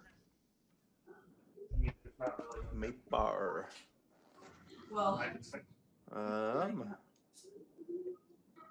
Meepo will be doing the sling again. with the Okay. bug. One next to Ashari. Cool. Thank you. But with pack tactics, he would have advantage. Indeed. So 3 bludgeoning is enough to dispatch this one, which only had 1 hit point left, as it Nice. collapses, joining the others on the ground. Alrighty. Okay, this one right here is going to try to stab the octopus.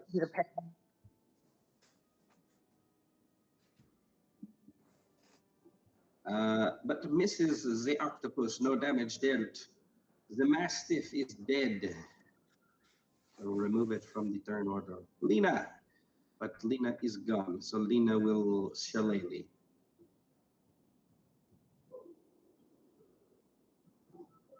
Shillelagh? Yeah. Shalala. Shalulu. Shalalalala, my oh my, you got the boy too shy. Go on and kiss the ground.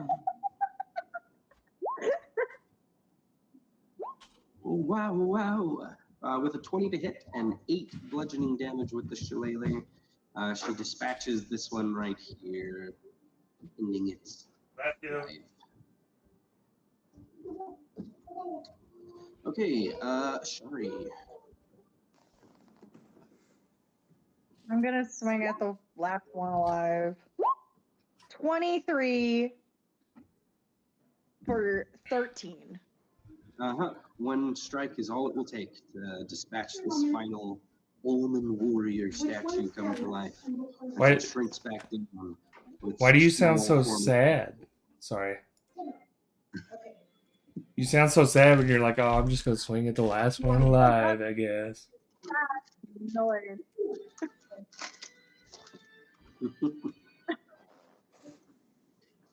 Well, well done. Yeah. You've thoroughly dispatched. No one cut together figurines. Oh, I'm definitely touching them. So Lena's gonna go up. Lena's gonna go up and pet her fake creatures, and then she'll like dismiss. Mhm. The bear, in particular, kind of gets into it. You know, she scratches behind its ears and sort of looks up.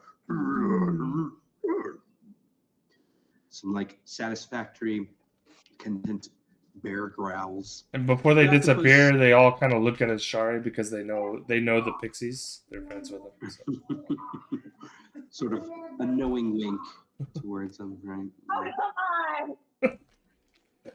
They know what's up. So I technically, just can't imagine exploding a bomb.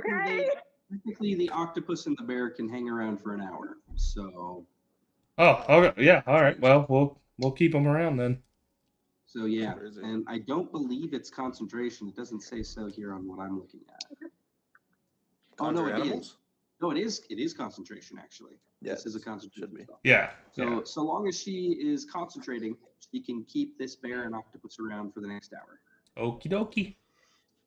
So Is no, never mind. cool.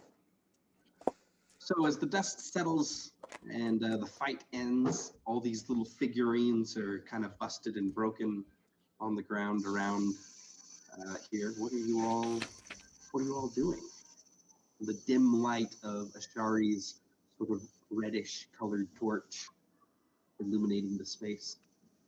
You notice as well, like, the torch doesn't really light the area as much as it normally would in these circumstances. Again, with sort of this strange orange mist kind of suppressing its light a bit.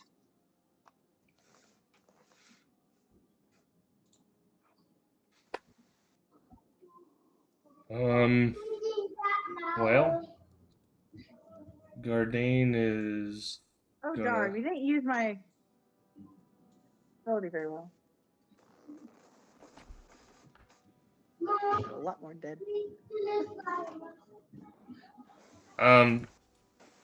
Gardain's gonna go look at the other alcove where the gods were to see if it's changed at all after all those figurines popped up. Yeah, sure. Yeah, nothing's really changed in this particular alcove. Yeah, so again, the figures in this one can't be removed. They don't appear like you can move them at all. There's again the god adorned in green pretzel feathers, mixing the ashes and blood to form sculptures of a man and a woman, while four towering figures painted red, black, blue, and white are standing about fire, sort of committing suicide with daggers. They're stabbing themselves with daggers. And then there's two smaller figures are kind of ringed by the four, and sort of a more modest, smaller one that looks like it has like little pimples and stuff on its face is sort of being consumed by the fire, while another one is sort of cowering in fear, and that one has a strange sort of like snail shell on its back. It's very, very strange, this whole depiction. But nothing is different from before when you look at it. All right. Well, Gardain's just gonna go up to our little scholarly person. I don't remember his name. Sorry.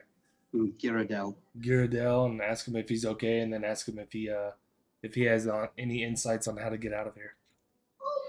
Sure. So he looks to you, and he's still kind of holding his stomach where the piercing wound from the spear was. He reaches up to you and he says, I'm okay, thanks to you. Thank you, Master Dwarf. And he almost looks like he wants to give you a hug, and like he's almost in tears a little bit. He's not used to this kind of rough treatment. Bring it in, friend. Kind of, oh yes, sort of takes the embrace from the dwarf, and but he sort of looks around and says, I suppose we'll have to find a way to get through the door there. I can look around some, but I definitely can't move that door myself. It looks rather heavy. Well, we Yeah, can he try it together. He sort of I have a joins you question up. about the door. Yeah. What's up? Okay. Are the 8 holes in the door or next to the door?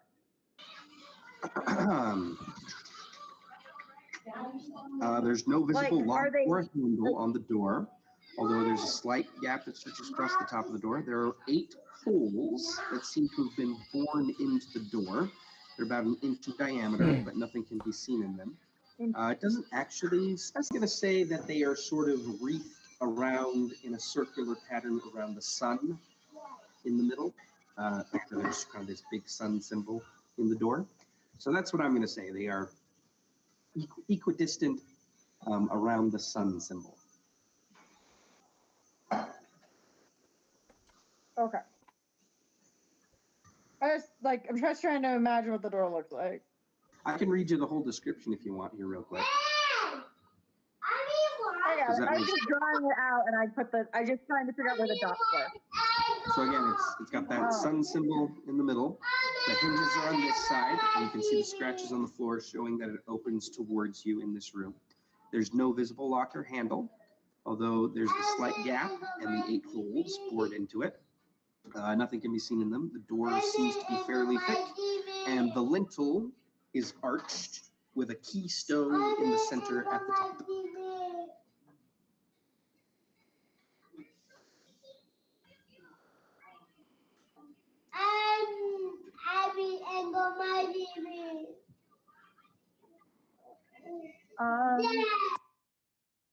Meepo. I'm gonna grab Meepo, and I'm going to hold him up towards the crack in the door and see if he can see through that top bit. Sure. So you kind of, Meepo kind of climbs up on your shoulders, a little awkwardly, kind of like digging into your shoulders a little bit here. And sort of. So I just lift him up by the waist. Okay. Oh yeah, sure. I'm holding him up by the waist. I'm just picking him up. And he sort of.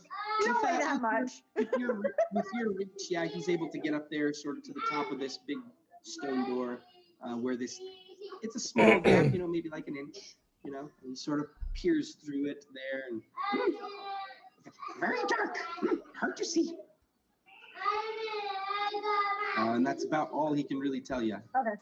It's kind of dark beyond there.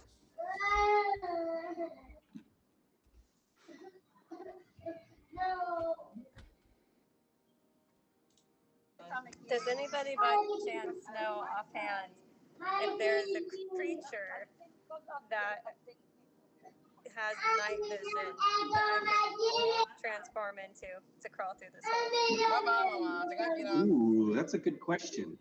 So, Sorry, I'm playing on my phone and no, you're good. it's not always going smooth. Which, by the way, you cast spirit animals or spirit, conjure I cast animals. spirit So you have a big old octopus and a bear that are your friend right now for the next hour. Okay, I'm cool with that. And you just fought a bunch of animated little figurines that grew to full size and attacked you all. So that was fun. But yeah, so let's see. It would have to be something pretty small to fit through that gap. Maybe, I don't know, a rat? I don't know if they have dark vision or not. Let's see. What a Do spider. spiders? I was gonna say, do spiders have night vision Or or maybe dark vision? maybe a spider. Yeah, I don't know. It looks like rats do have dark vision. You know I who would doesn't have say- dark vision? Cats. Strange, huh? Really weird that they don't. Yeah, they don't. But yeah, you could definitely turn into a rat. They are a beast, and that fits under your stuff as a druid. So you can turn into a tiny little rat and scurry through the gap, probably. And you will have your dark vision. Are the rat stats better than the spider? Because I'm thinking the spider might be better for climbing, but if it's got better health and stuff, then I'll go with it.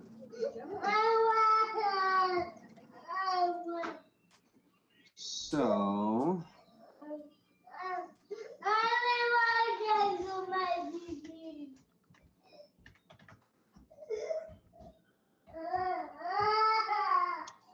okay. So, spider, tiny beast, dark vision 30 feet. Sorry, my kid's having a bit of a temper tantrum tonight. Rough evening for him here. So, looking at it, they both have 1 hit point. The spider has slightly better armor class at 12 versus 10 for the rat. The rat has keen smell, so it can smell really well with perception checks, and a little bite attack that does 1 damage. The spider can spider climb, and has web sense when it has webs out, so it can walk on webs, and has a tiny little bite attack that does 1 damage as well. So the spider's maybe a little better. Okay, let's go with the spider. Cool. Alrighty, so Lena comes up to you all and shrinks down really, really small. The size of a tiny little spider. And starts climbing up the wall here and through the little crack at the top of the door and onto the other side. It's still pretty dark on the other side, but you find yourself in sort of a hallway that extends about 20 feet in front of you and then turns sharply to the left. So I don't know if you can see on Roll20 or not with where you're at. You probably can't, I'm guessing.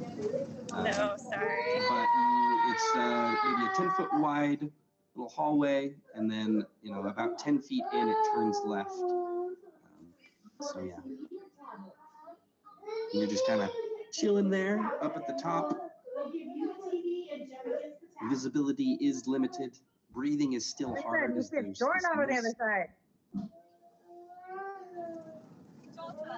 Okay, I'm going to go back up to the entrance of this crack, and I'm going to Charlotte Web a message to my friends along the top, and just say hallway.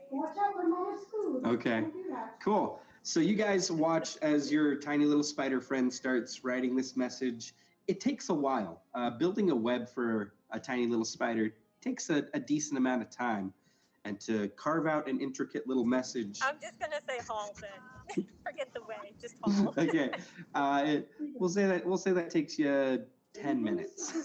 10 minutes to Charlotte's web out the word hall for your friends in a little spider web. But you all watch fascinated as she does this. And is there the H doorknob? And you're like, on the other side of the door?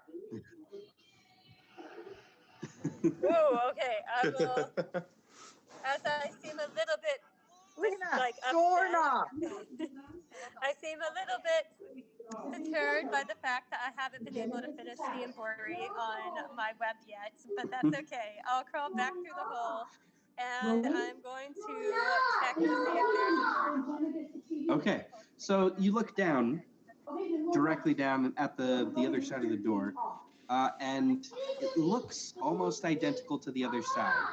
Mostly smooth, but with that sort of sun kind of symbol in the middle, but no visible handle or doorknob that you can see.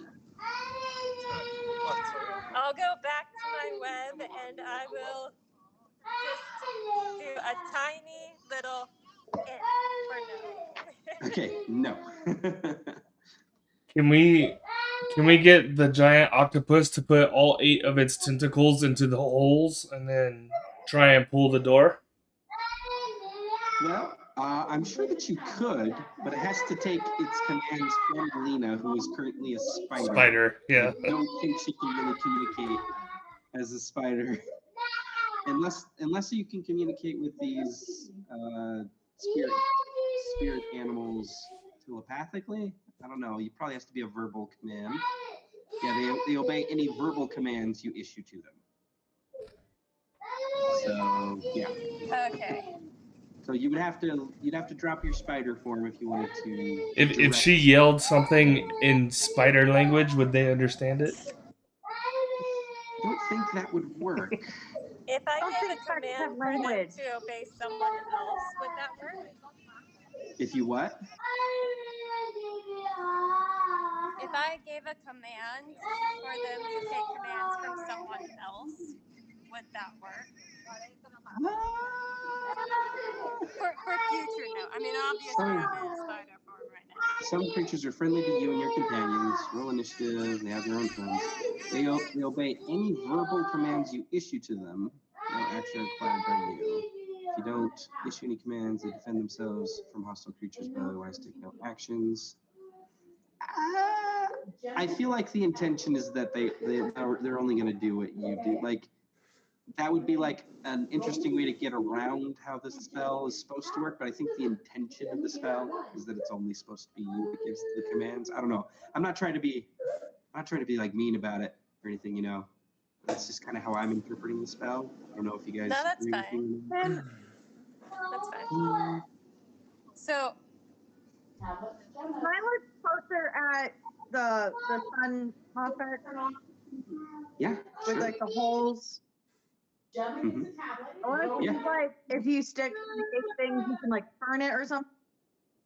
Go ahead and give I just me wanna see if it, like- a perception or investigation check, whichever you prefer.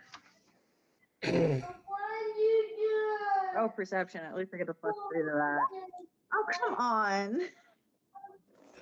There's a roll. So with an 8, Nope.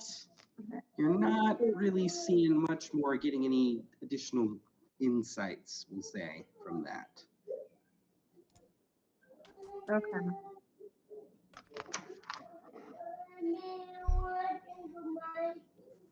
Gardane's gonna go So check the this door alcove out. obviously pushes towards us. Yeah, you can even see like the hinges on the door on this side of the wall. So, like, if we used a magical sword that can, like, break hinges, could we just break those hinges off and pull the door down? Maybe it's worth a try. Hinge breaker. Yeah, but if we get locked in here permanently, that's a totally different thing because I can't break stone with a magical sword. Well, Gardane's just minding his own business, They're playing like- with figurines over here, so. Oh, you're playing with the figurines, are you? Yeah, Which yeah. ones are you playing with? I don't know which ones are over there. Did you pick them up? Yes? Did you? Don't All right. touch. So this particular display portrays a temple on a tiered pyramid, similar to the one that you were heading towards in the actual city. There's 7 more of these peasants sort of things are bringing small offerings of gold and jade. Before the temple stands what looks like some sort of a priestly figure. They're like holding up a large snake in their hands, and around them stand several tribal warriors in a very ceremonial way. One of the warriors has sort of like a winged sort of serpent headdress, holds a spear. Another's dressed like with a bear with razor claws, and the third one kind of represents sort of a coyote, and he's holding a torch. There's several stone statues of the gods surrounding them as well. Little bits of gold and jade are speckled around. So, are you actually picking them up and messing with them? I am going to bring my hammer down on them. Oh, okay. Smash. Okay, which one are you trying to smash? Or you can grab a couple of them. like all of them, like. Smash, smash, smash, smash, smash, smash. Okay, you kind of get a terrified look from Ghirardelli, like you're ruining priceless artifacts of this ancient culture and everything. And go ahead and give me like 2 or 3 quick attack rolls, and yeah, we'll see what happens here. Okay. Okay. Okay. All right. So Nice. you sort of boom, boom, boom, boom, and you break down a bunch of stuff, and things go flying in little bits and pieces here. And you smash a couple of the figures. Yeah, they're kind of broken up in little bits here. That's a total of 15 damage you did there, we'll say. Okay, so you bust up several of the figures here, and go ahead and roll percentage dice for me here. We're gonna see if see what happens. Oof. What You won't is have to roll that? percentage dice. Yeah. Okay. All right. Okay, 54. Okay, so you get lucky, and none of them seem to come to life at the end of this. You've broken a few of them. Most of the debris, though, and the bits and pieces, kind of stay within the diorama itself, and nothing seems to start to shake and rattle and come to life. Perfect. Okay. I'm gonna move to this one. Ardane causing trouble. Oh, you're gonna smash the next one. In this one, you can see what looks like maybe 12 peasants sort of engaging in farming and planting, like they've got rows of corn and stuff, maize, and harvesting wheat. And you can see that there's several, maybe like 5 warriors are standing guard, protecting them, and sort of another sort of a priestly kind of figure, in kind of like a bird sort of costume. They appear to be holding their hands out and blessing the fields. You're gonna try and smash this too? No, I'll pick up the priestly one and I'll hand that to our scholarly friend. Okay, you pick it up and you bring it over to Ghirardelli, who looks terrified at this point. He's, oh, thank you for not smashing it. And he sort of takes it, and but why are you messing with them? He kind of like pushes past you and goes back to the alcove that you just came from. I think it would be best if we just left them alone. And he very carefully, kind of wincing, places it back where it was, hoping and praying that it doesn't come to life. Roll some percentage dice for me here, Ardane. Okay. All right. It does not come to life. And he sort of like winces. Please, just don't touch them. I think we'll be better off that way. Okay. Well, you're I'm the very grateful expert. for your assistance before, but I think that disturbing them was the issue. And if we just leave them alone, we'll probably be okay. Okay. Well, you're the expert. I'll just go stand in this alcove here. Some like a cold sweat, just kind of he wipes it from his brows. Trudges back in the direction of the big stone door. In this time, How do you recommend we open it? Lena has gotten off the door at this point. She just kind of lowered herself onto the shoulder of whoever's closest to her. Yeah, we'll say Shari is right there by the door, and you have a little spider on your shoulder, Shari. Yay. Spider. I like look at you with my 8 eyes. I kind of do this Yay, spider. with 8 little eyebrows.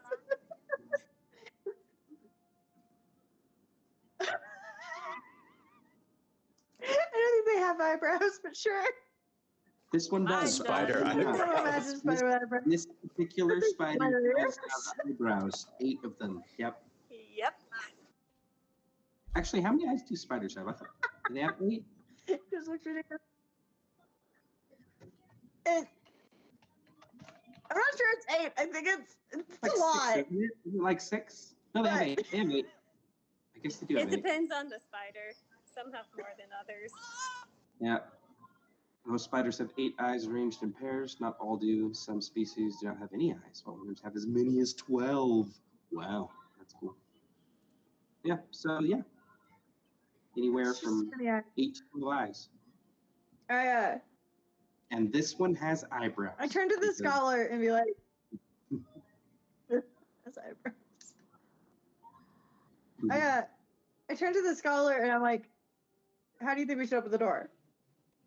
Yeah, it's a very good Getting question. him to like look at the door. Yeah, he sort of walks up to it there and is going to make a quick check to see how they do with that. Let's see. Yeah, +5 on this roll, sure. But he rolled low anyway, even with a +5.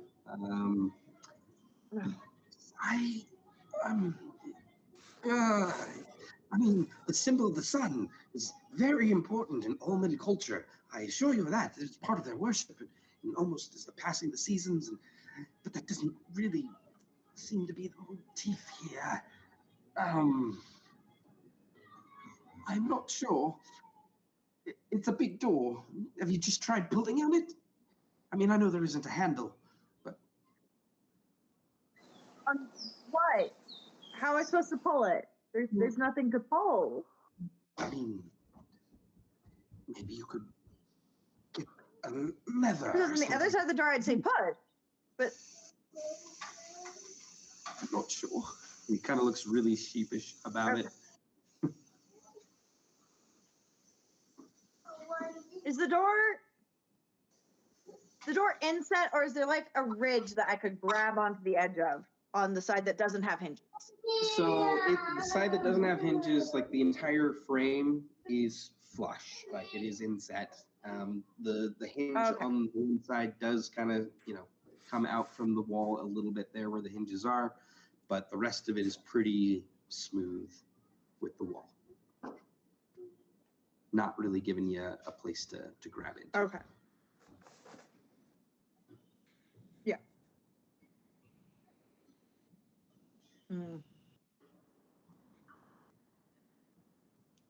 Verdane's gonna investigate this alcove. I'm gonna. Okay. That one has sort of a river scene with a dozen sort of peasants that are gathering rushes, catching fish in nets. Yeah, they sort of have a little dugout carved in at the riverbank where they're doing all these little activities and things. So harvesting, getting stuff from the river, food and things. So. What are they doing in this one? I don't believe you've checked that one yet. This one has what looks like a scene of warfare between maybe 2 different tribes, from what it looks like. And the warriors depicted within it are fighting and killing one another. You kind of have 10 on one side that are kind of painted in a black, obsidian almost looking color, and 10 on the other done in red. And yeah, they're just going at it, vanquishing one another. You can see some of them with weapons like halfway in them and things like that. So about 20 warriors in there battling it out in this little war scene.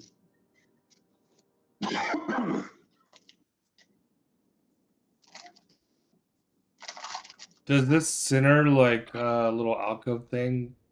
Does it look like it can move at all? Not really. It got busted up pretty bad when the one statue first came to life. Good. I'm gonna go stand But- right in the middle of that. Yeah, it's just wrecked now. Right, the dome is broken and it's opened up completely. But the actual base of the scene and everything doesn't really look like it's movable.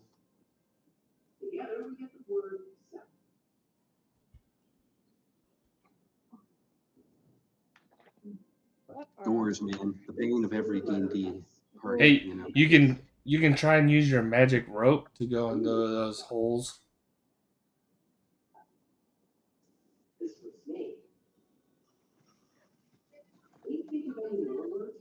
Sorry. One sec. Just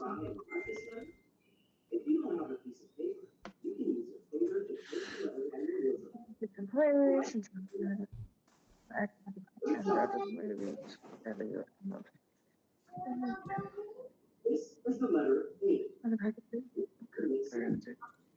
Oh.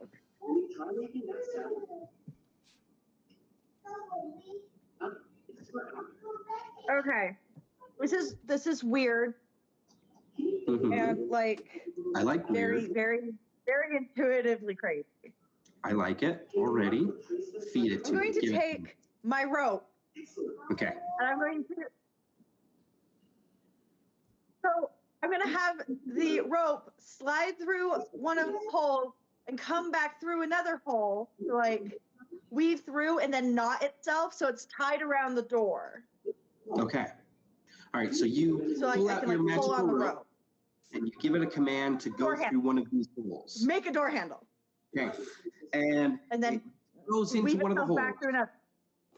and it kind of bunches up and doesn't appear to be able to go all the way through because as you take a closer look, you can't Okay. really see through the holes and it looks like they don't go all the way through the door itself. Can I see through? Okay. The holes don't go all the way through. Mhm. See, that changes things. Nuts. That gave me an idea.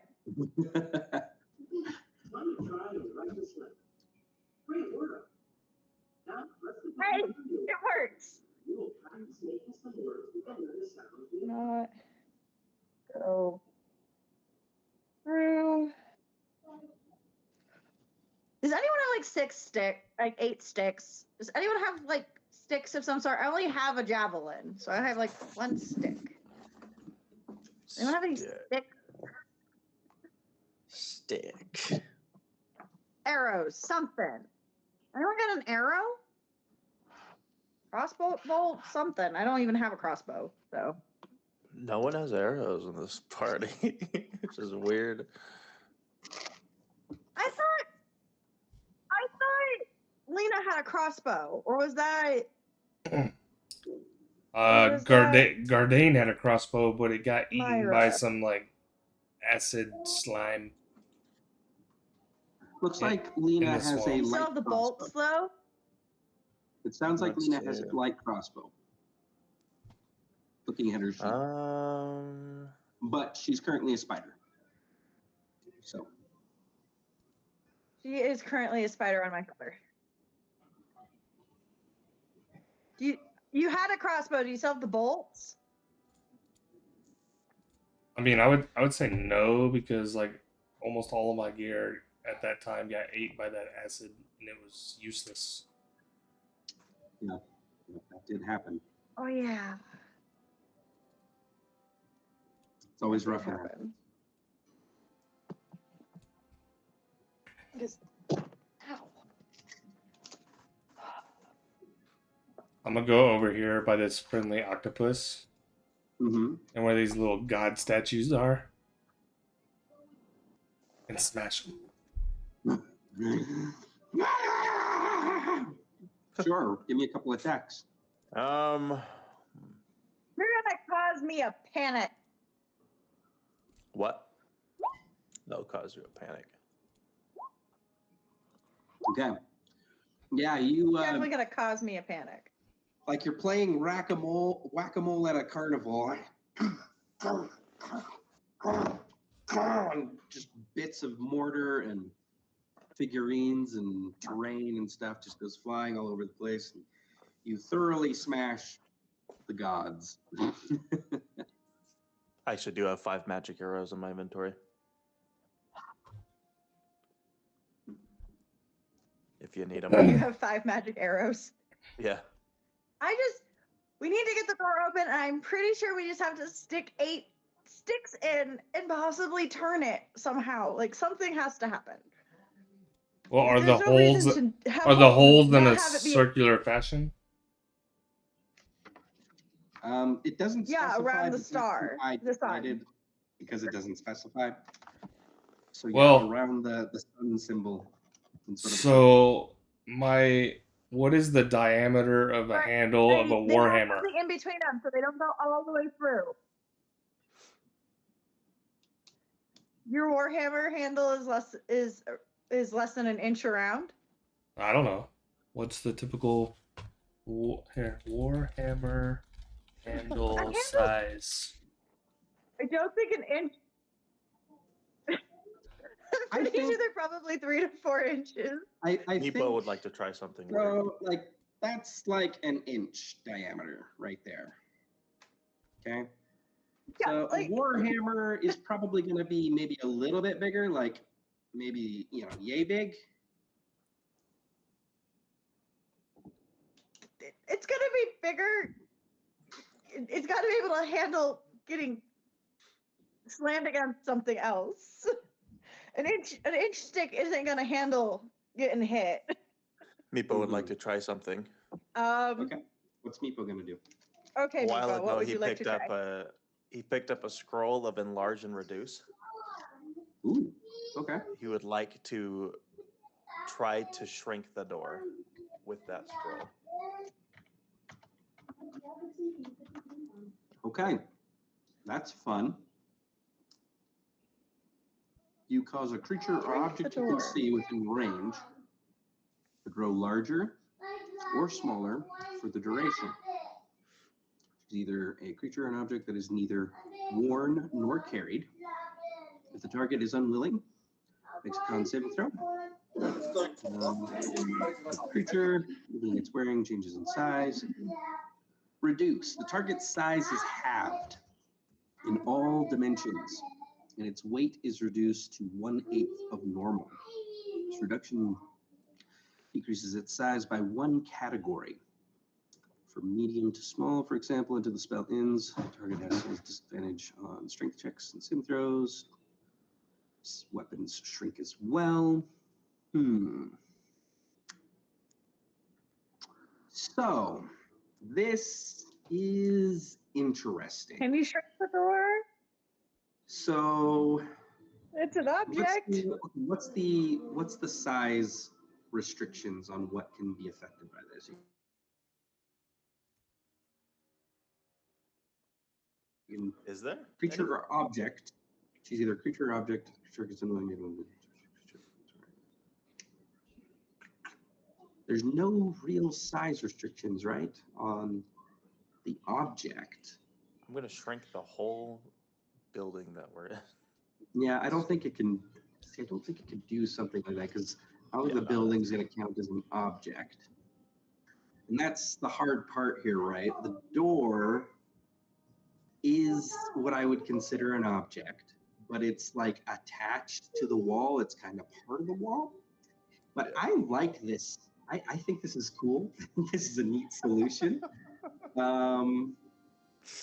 What the hell? I'm going to allow it. So Meepo Yes. casts no, and waves his hands and does his little incantation on the door.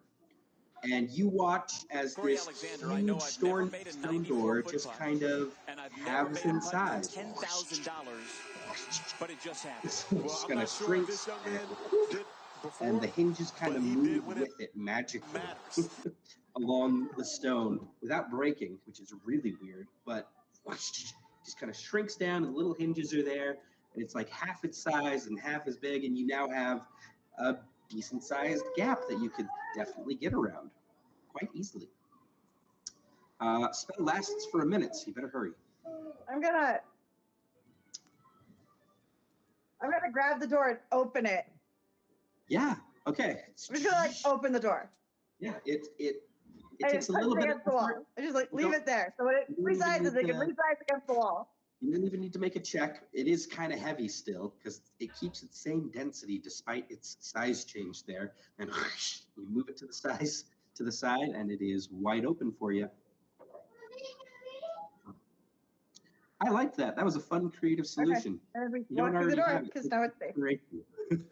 Meepo will take an inspiration. Sure. Whoever you want to give it to. Meepo gets Or inspiration. Meepo. I like it. That was There's fun. actually good applications for that spell.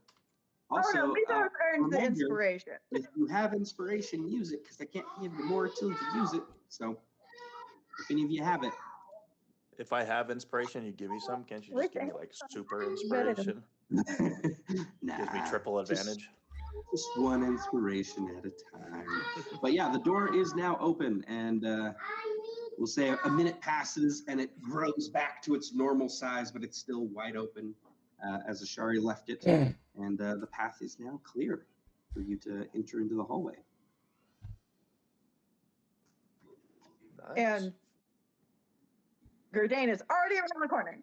Yep. Yeah, he Sure said it is. lasts a minute, so Gardain bolted.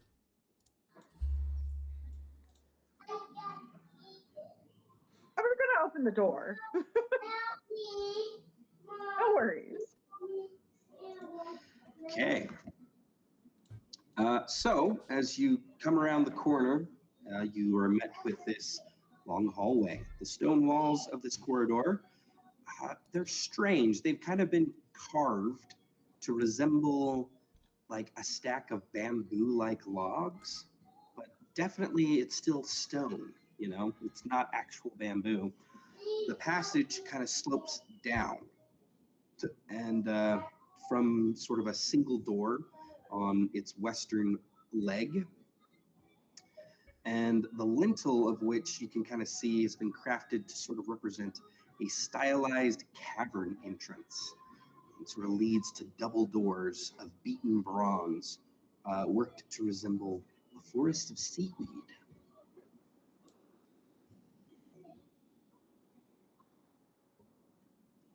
Well, I'm gonna start walking. Okay. Anybody else going with him? I'm following. I guess that means I am too, since I'm on her shoulder. Yeah. So you get to about there. Are we gonna ignore this door? Yeah. So, I mean, you can take a look at it if you want. Is that a Yeah. door? So it looks a little weird on the wall here, but I mean, it's still kind of shaped to look like bamboo and stuff like that. It doesn't look like an actual door, but it is a little different. But sort of the pattern and the shape of the bamboo here. I push my hand against it to see if it gives. If you just push, like, are you doing like a lot of force, or what are you trying to do exactly? Just yeah. Of course, let's see if it like will like start shifting. Doesn't seem to shift when you do that. No.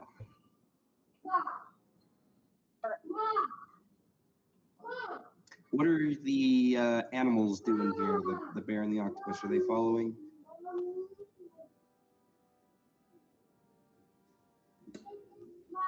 I'm assuming so, but Lena is currently a spider on my shoulder, so she can't tell them to do anything. Yeah, that's right. Lena's on your shoulder. I forgot. So I'm gonna assume that they kind of follow their master. So they're kind of here in the hallway, we'll say.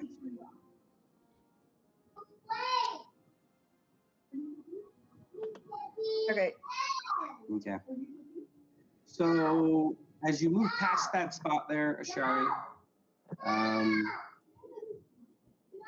you're standing there next to Dimitri, and as you step next to him, you hear a click as the entire portion of the floor that you and Dimitri are both standing on, which apparently his weight wasn't enough to trigger, but with both of you there, it was enough weight to finally trigger. You hear a creak and a whoosh as the stone bamboo on either side where you were just inspecting, swings out from the side of the wall and slams into both you and Dimitri, sending you flying down the hallway. You actually knock into Gardain. Gardain, if you want to make a quick strength saving throw to keep on your Sorry, feet. Gardain. What? Yeah. I'm assuming I was still on her shoulder, right? Yeah, you're still on her shoulder. I'm gonna say as a spider, you probably don't take any damage from this because you're just kind of clinging to her shoulder. Should I make a strength but- check? Yeah, why not? Sure. Make a quick strength check to see if you don't, see whether or not you stay on her shoulder and avoid taking damage. We'll say 11's enough. Sure, I'll allow it. You These look managed to avoid delicious. taking damage. Thank you. But Dimitri and Ashari, you are both hit hard by these stone Thank you. bamboo sort of shoots that kind of fly out from the wall here. And you're going to Okay. take It just feels super heavy 2d6 today, even though I've bludgeoning literally done nothing. damage. Yeah. Crotch hurts really bad. Ow! I'm gonna take it You're going back. to take 7 bludgeoning damage, and you are knocked down the hallway. Gardain, you managed to hold your feet despite Ashari bumping into you, so you don't hit the floor with the rest of them. And now there is a bit of a barrier, unfortunately, kind of blocking your path, erected right Oh, here God. by these, like a solid 3 pieces of sheets. barrier of these bamboo stone sort of chutes going horizontally across the hall. And Meepo kind of squeaks. Hey, Huh? We had like tomatoes. No. where'd you go?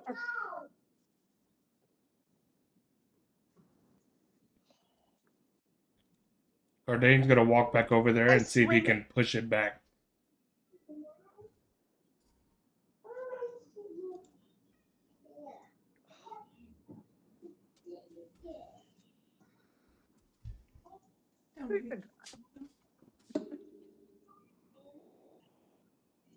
So you go up to it there, and it appears to be pretty solidly in place.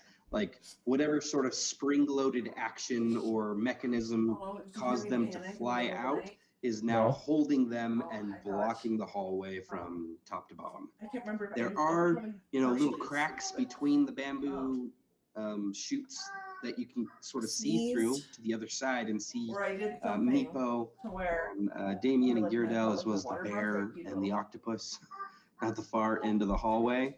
But and now yeah, I didn't it's- like the bed wasn't your wet or spider anything friend like could that, but probably I get through these cracks to the other but side. I got up But went you to may the need to bathroom. find some other way and I to get your friends through. don't know. It was the weirdest feeling. It felt like Can- something had I yell through the No. gap but to whatever Damien I to did, see if he I'm can pretty sure see I like sneezed. Yeah. I think I see sucked. whatever's holding the like I the was sat on the whatever's toilet and spring like, loaded. Oh my god, it is! Like it whatever's is. holding open those things Like, that out. doesn't There's just got to be happen. Where'd something that come there. from?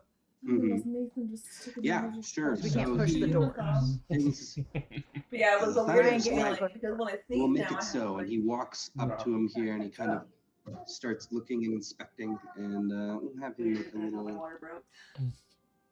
check here. Hi, buddy. I know you went up here, but you can't Investigation. put your claws out, and that's what you always Best do. Come on. He rolls a 15, which isn't too bad. This is in a very Sort of There's not as much looks it- room for you. looks at and it not and as much says, clearance. I'm afraid this is rather solid. Used to have more There room, but appears okay, to they're be big bathrooms anyway. sort of locking mechanism, and he's like, you can hear him sort of struggling. You can't really see very well what he's doing on the other side, but it sounds like he's pulling or pushing against something there. It seems locked in place from this end. I'm not having much success moving it. Ugh.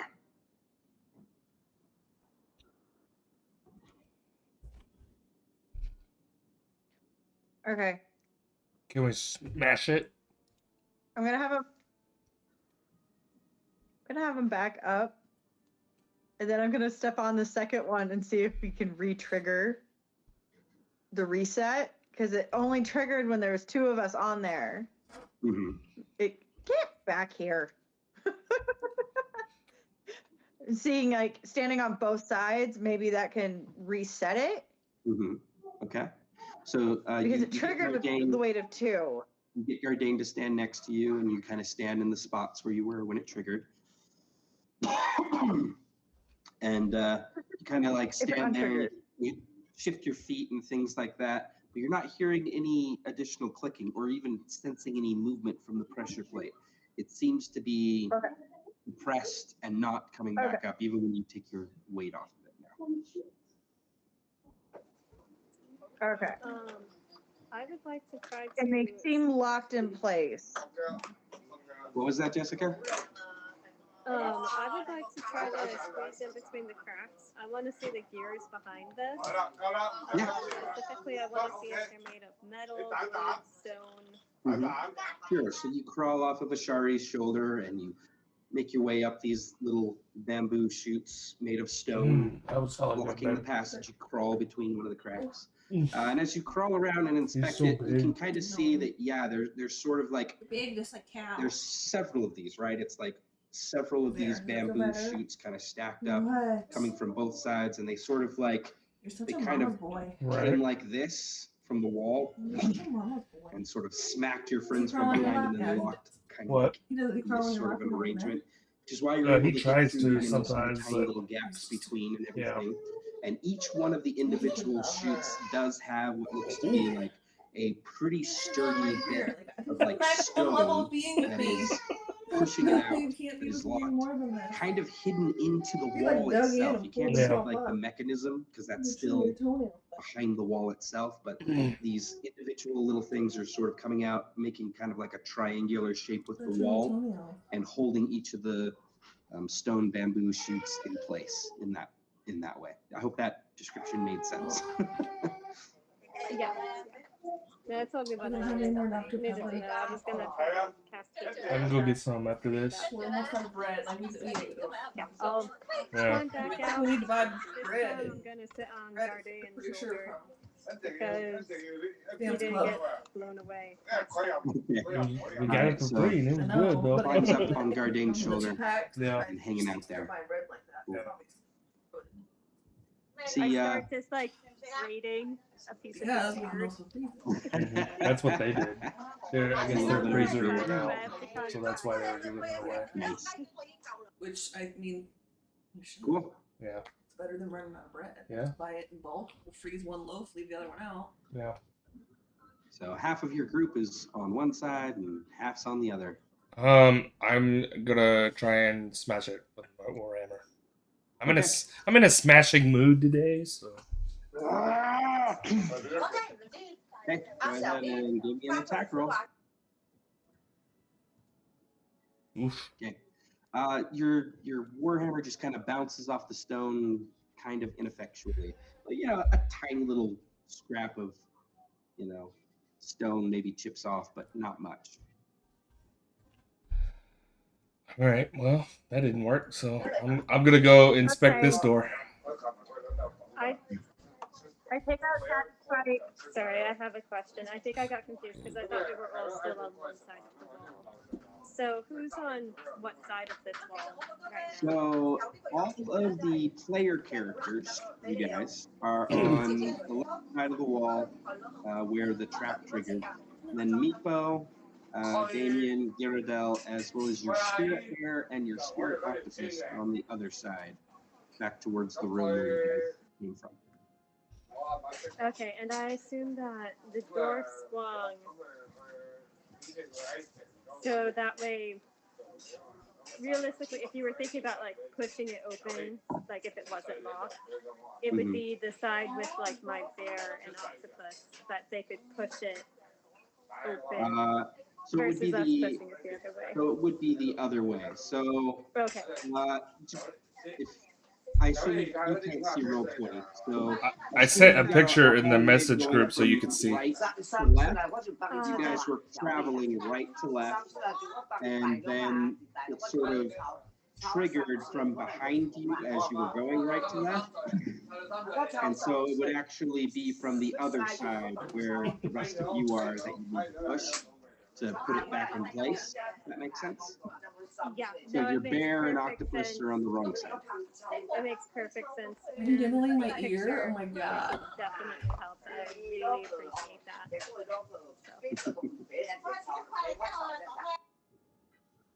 Okay. Awesome. Well, I thought I had an idea for me, but obviously Okay. it's not going to work. So my apologies. No worries. Continue. You're good. Okay. Ah, I take out Shatter Spike and I aim for the slotting. Okay. And I swing my sword. Reading what Shatter Spike does, if it hits an object, it's an automatic crit if it hits. Yeah, you gotta So it hit does the AC. max damage. You still need to Like- hit the AC, but if you do hit, Yeah. it acts like a Okay. crit. For sure. So it is stone, so it still Okay. has a pretty tough AC to break it. But if you hit Did the you AC, make it use acts of? like a crit. Yeah. Too much Go ahead and swing your Shatter Spike. Well, I will at least try once if I can't shatter the interlacing to see if we can't Yeah, break the You know the your cheddar Go for bay it. biscuits hold in the fridge? of whatever it's doing. Ooh, yum. I think there might be an odd Okay. number. So with, Nope. with an Damn it. 8, Wish I had instructions. unfortunately, Huh? You can have the Shatter extra Strike odd kind of number. glances 1, off of it 2, effectually. 3. Yeah. I think. Okay. What do we have? Like 5? I'm not sure how to get through a Oh, stone. well, you can have 2 and I'll have 1. I guess we just leave the NPCs, huh? Sure. You don't Just have to give up abandon right now. Just whenever And you want to give up. Meepo. This toxic Can blood. we hear So, like, I think through the wall, through the door? we're baking on the stove. Let's see how creative you guys I haven't can done get. that since the last time I I did know. it. Friends, I mean, that's up to you. Every time we make bacon on the stove, it's out. Can we hear them? But does that little thing help cleaning? Yeah. Yes, we can talk through the wall. Yeah. But it's a nice stove. Like, I would take that stove over any other gas. I Yeah. had that. I'm just wondering if I can get the bear or the octopus to Before dance. I like it, so it didn't You could, no, they're But you have to following you check the guys, but ground. again, you would need to come out Yeah. of spider form to give them like any direct commands to It do makes something cleaning beyond way easier. following you. Yeah. You Still a have, you have pain in to the ass. become human again. Yeah, I'd be fine with that. I'm trying Wow. to think Human what again. commands I could possibly give them to Good. try to break it down. Good. Because I'm not sure if their efforts would actually succeed. You want to eat my plant? Right. They squeak. Well, it's up to you if you want to do that, or if someone else has another idea. You can might- say Matt. Actually, I am going to leave that decision up to you guys. It looks like I'm going to need to go again. So Okay. All right. I know sure we thing. don't have much longer. So I don't know if I'll be back on before you guys. I know. So good. Real quick, just before you go, given the battle and everything with the door and everything down here in the hallway, Nice. you guys have been down here for a while now. We'll say, especially now, stewing over this new. We have all of little these in the trap same here for a size. bit. It's like he's not gonna. You guys, you start to cough a little bit, all of you, just a little bit from this strange mist that's present here in this hallway too. I need all of you to roll a d6. Each of you. 6. Yep, roll a d6. How much damage we're taking. And whatever you roll, that's how much poison damage you take from being in this environment for a full hour. Nice. Mason, since Start you're doing a immune. dwarf, you will take half damage because you're a dwarf. Let me know too. And Meepo as well is going to take that, as is your scholar friend and Damien. So, yeah. It doesn't seem like this is a great place to stay for long periods of time.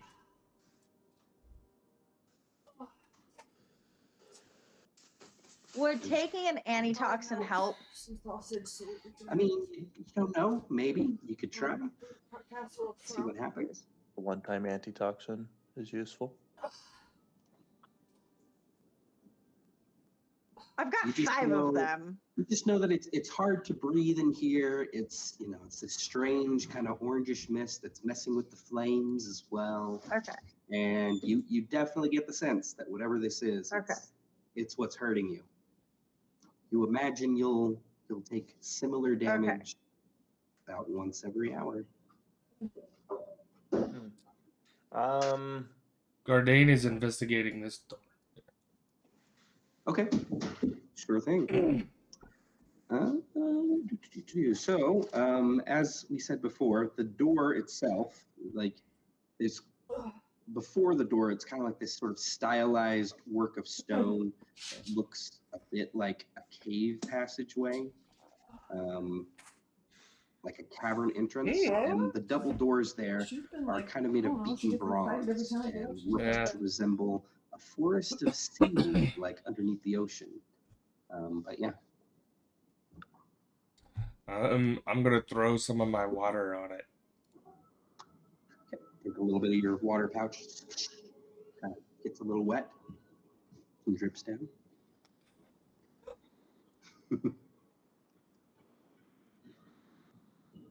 Good attempted activation. I like where your head's at. That's good.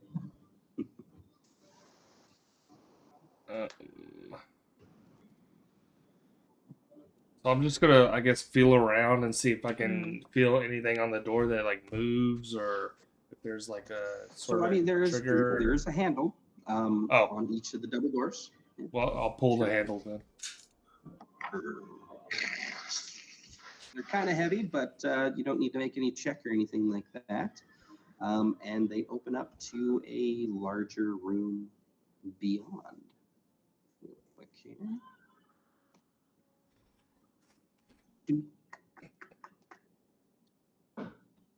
You kids are so lucky. How did you get your dad to be the DM? I wish my dad was playing. What? Kids. None of us are kids. Hello.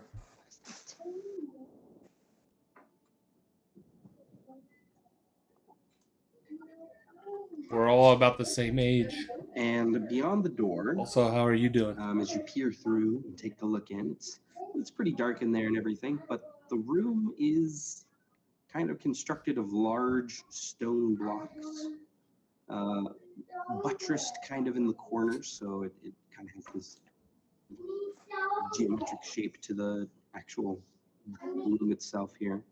The walls, though, all look wet and slimy from what you can tell, and mud is covering most of the floor in a thin coating. To the east and west, you can kind of see some doorways. Yeah, I mean, I am older. We're not, but we all are. We're all like in our a set of stairs 30s. Appears to be leading downward. In the center of the chamber sits a large polished boulder amid a pile of smaller rounded rocks. The boulder is about 5 feet tall, colored brown with dark streaks and spots. Leaning against it is what appears to be some kind of a bamboo staff, you think? In the mud around the base of the boulder is a moving shape that looks like a huge crayfish of some kind. It is facing you, and it seems to be aware of your presence. And it sort of turns, and you see its huge pincers kind of, and you hear some kind of a garbled speech come from it that you don't understand at all, but it appears to be some kind of a language, like it's trying to talk to you, and it kind of snaps in your direction, but it doesn't move towards you as you open the door.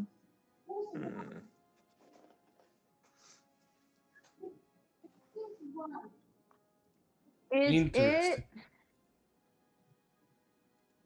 I'm gonna throw it some food.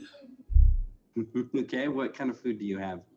I have like pack rations.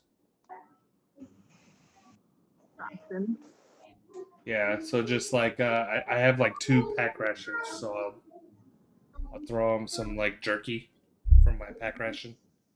Okay. Toss some jerky into the room. Super happy. It's not like I won the lottery. My Splashes in the girlfriend, mud mom a is little not bit coming in over. front of it here. Oh, that's Well, well. I mean, congratulations. On the, like, little antenna kind of That's good. Sort of look down, snip, snip. Sort of one of its big old claws just kind of and picks up the bit of food and brings it up towards its like facial area. It doesn't really have a nose, but it just kind of throws it back at you. It kind of smacks at the ground right in front of you, and he sort of clips and snips its claws again and says something, and again in a garbled kind of language that you don't understand again. It sounds agitated though. It sounds angry. And snips its claws in your direction, but again, isn't getting closer.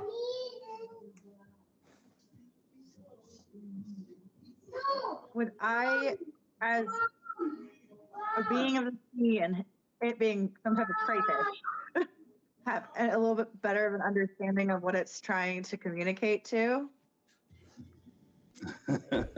7 days apiece. Good for you, man. No, Good this for you. doesn't sound familiar to you at all. It doesn't sound So you- like Aquin or any other sort of. You gotta do some D&D while you got some 7 days apiece. Let's shut the door for now. It just says using. Okay. You want to try to get the other ones open first? Yeah. If we can get to Meepo, he Not sure how. has it. Meepo has comprehend languages as one of his 3 spells. So You you're can- closing the brass doors. You can and use your going down the magic. hall? You can use your magic rope to grab that bamboo stick thing.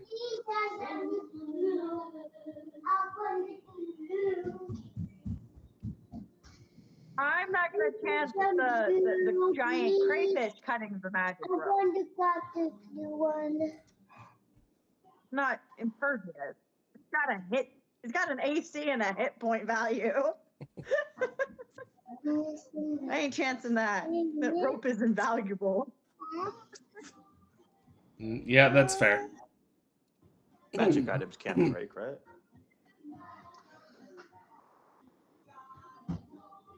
Who knows? They cost me 400 gold to get another one, so it was expensive. So that's a rope by that boulder. at the middle? Okay. Man. It looks like some kind of a bamboo No, it's staff, from what you can tell. Bamboo stick. But you're not entirely sure. It's kind of far away. They're in the middle of the room. If you want to try to better discern the nature of it, you could try to make a check of some kind if you want. Sure. I'll try So- to perception. Hmm. That'll be a 13. You know what? Actually, roll nature for me. Nature. Ah. Yeah. You're not sure. It looks like a stick of some kind leaning against the boulder. Fancy stick. Well, gotta figure out how to solve this problem here.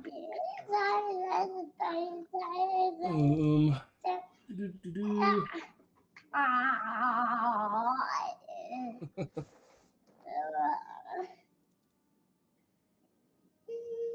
Is there?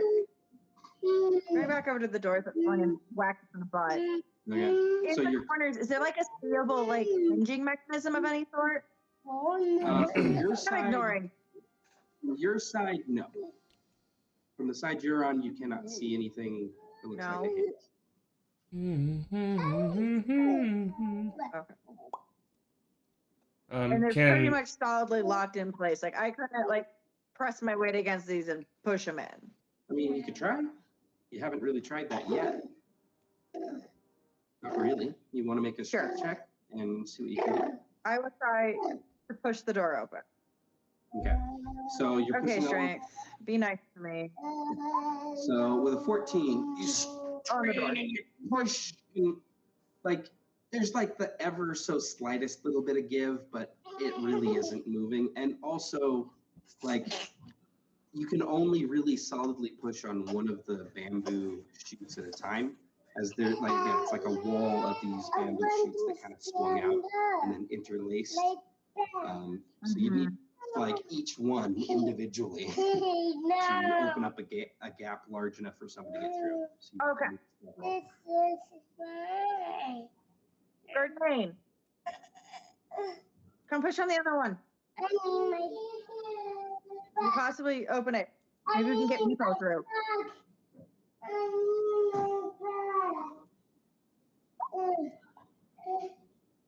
Do I need to roll again?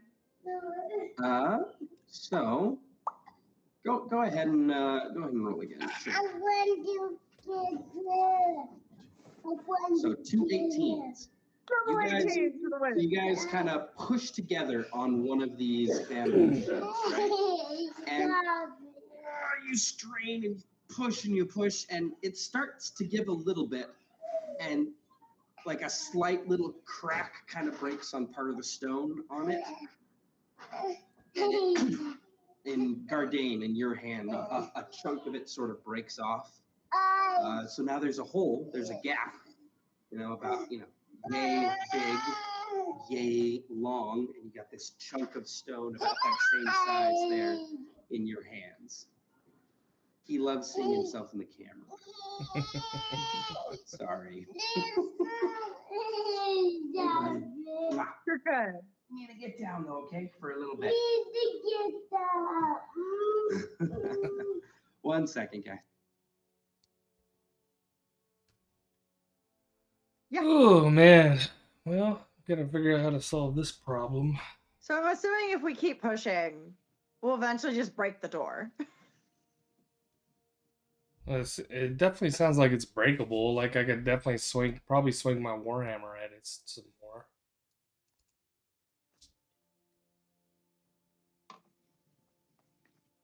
Oh, wait. Isn't there... I have notes for everything. So I Hopefully want axes, not hammers. to try and, since I broke a piece off, and basically I want to try and break it some more with my warhammer. So what are we trying? Gardane He's smash! trying to make the hole bigger by hitting with his hammer.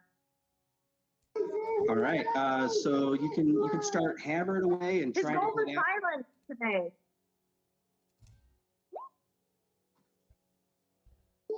So the AC is higher than that. You're gonna have to keep swinging. This is you can conceivably do this, right? This is a stone wall. It's not super thick, not as thick as the door and whatnot. It's gonna take a long time though if you're gonna do it this way, if that makes sense. Like swing after swing after swing. Okay, Gardane's tired now. All right. So we'll say that you kind of commit to this course of action. And you're going to spend a solid half hour to an hour probably breaking a hole big enough through these stone bamboo chutes. If this is the way that you're going to go about, making the passage, yeah, I'm gonna say at least a half hour, if not an hour, to get through this here. We'll say half hour just to be generous. That's going to put you close to taking some more poison damage here before too long. But with time, you and Ashari We're gonna take more anyways. are able to slowly but surely chip away at this thing with your weapons and break a hole through big enough for your friends to get through. By that time, though, I'm going to say that the spirit animals the bears are as that spell only lasts for an hour, and between everything that's happened, we've definitely elapsed that long, at least since she cast the spell. So you do though. And Lena's probably not a spider anymore. Yeah, Lena is probably not a spider anymore. She pops back to full size on Gardane's shoulder without realizing that her time was up, knocking Gardane to the ground and standing over top of him for a little bit before apologizing, and then stepping away from the dwarf as he dusts himself off, we'll say. And I think that's probably a good spot. That's probably a good spot for us to call it tonight. It's almost 10. Yeah. And we'll pick up there next time. You've successfully opened the barrier for your friends to get through, and now you will decide how you're going to confront the giant crayfish in the muddy room beyond in the next chamber at the start of our next game. Sound good? All right. Sounds great. So if we go our normal schedule, that would be February 4th. 2 weeks and Saturday. If that works good for y'all, let me know. Put it on your calendars. And try not to schedule other stuff for that Saturday if you can. And yeah, thanks for playing, y'all. It was good to see you again after so long. Hopefully Yeah, it's we don't been too go- long. Hopefully we don't go quite that long between sessions again and whatnot. Partially because I gotta talk to Colby about Fire Emblem and how he's liking it and stuff. Right. Next time too, because hopefully I'll have my copy by then. Hopefully by in 2 weeks you'll have it. Yeah. Darn well better. If I don't have it by then, I'm just gonna go buy another copy and then bark at GameStop to give me my money back or something Yeah. for when I reordered. But anyway, I hope you guys had fun. We'll see how well you can handle this particular dungeon. You are on a bit of a timer, given the poisonous mist that you're stuck in down here. So we'll see how well you guys handle that pressure as you make your way through this particular challenge. I'm excited to see how it turns out. So thanks for playing. We'll see you all guys later. Have a Yep. good night. Take it easy. Bye. And that is gonna do it for me for the evening. Appreciate you stopping by and hanging out and whatnot. What is this? What is this looking like? Oh, whoops. All right. Take it easy.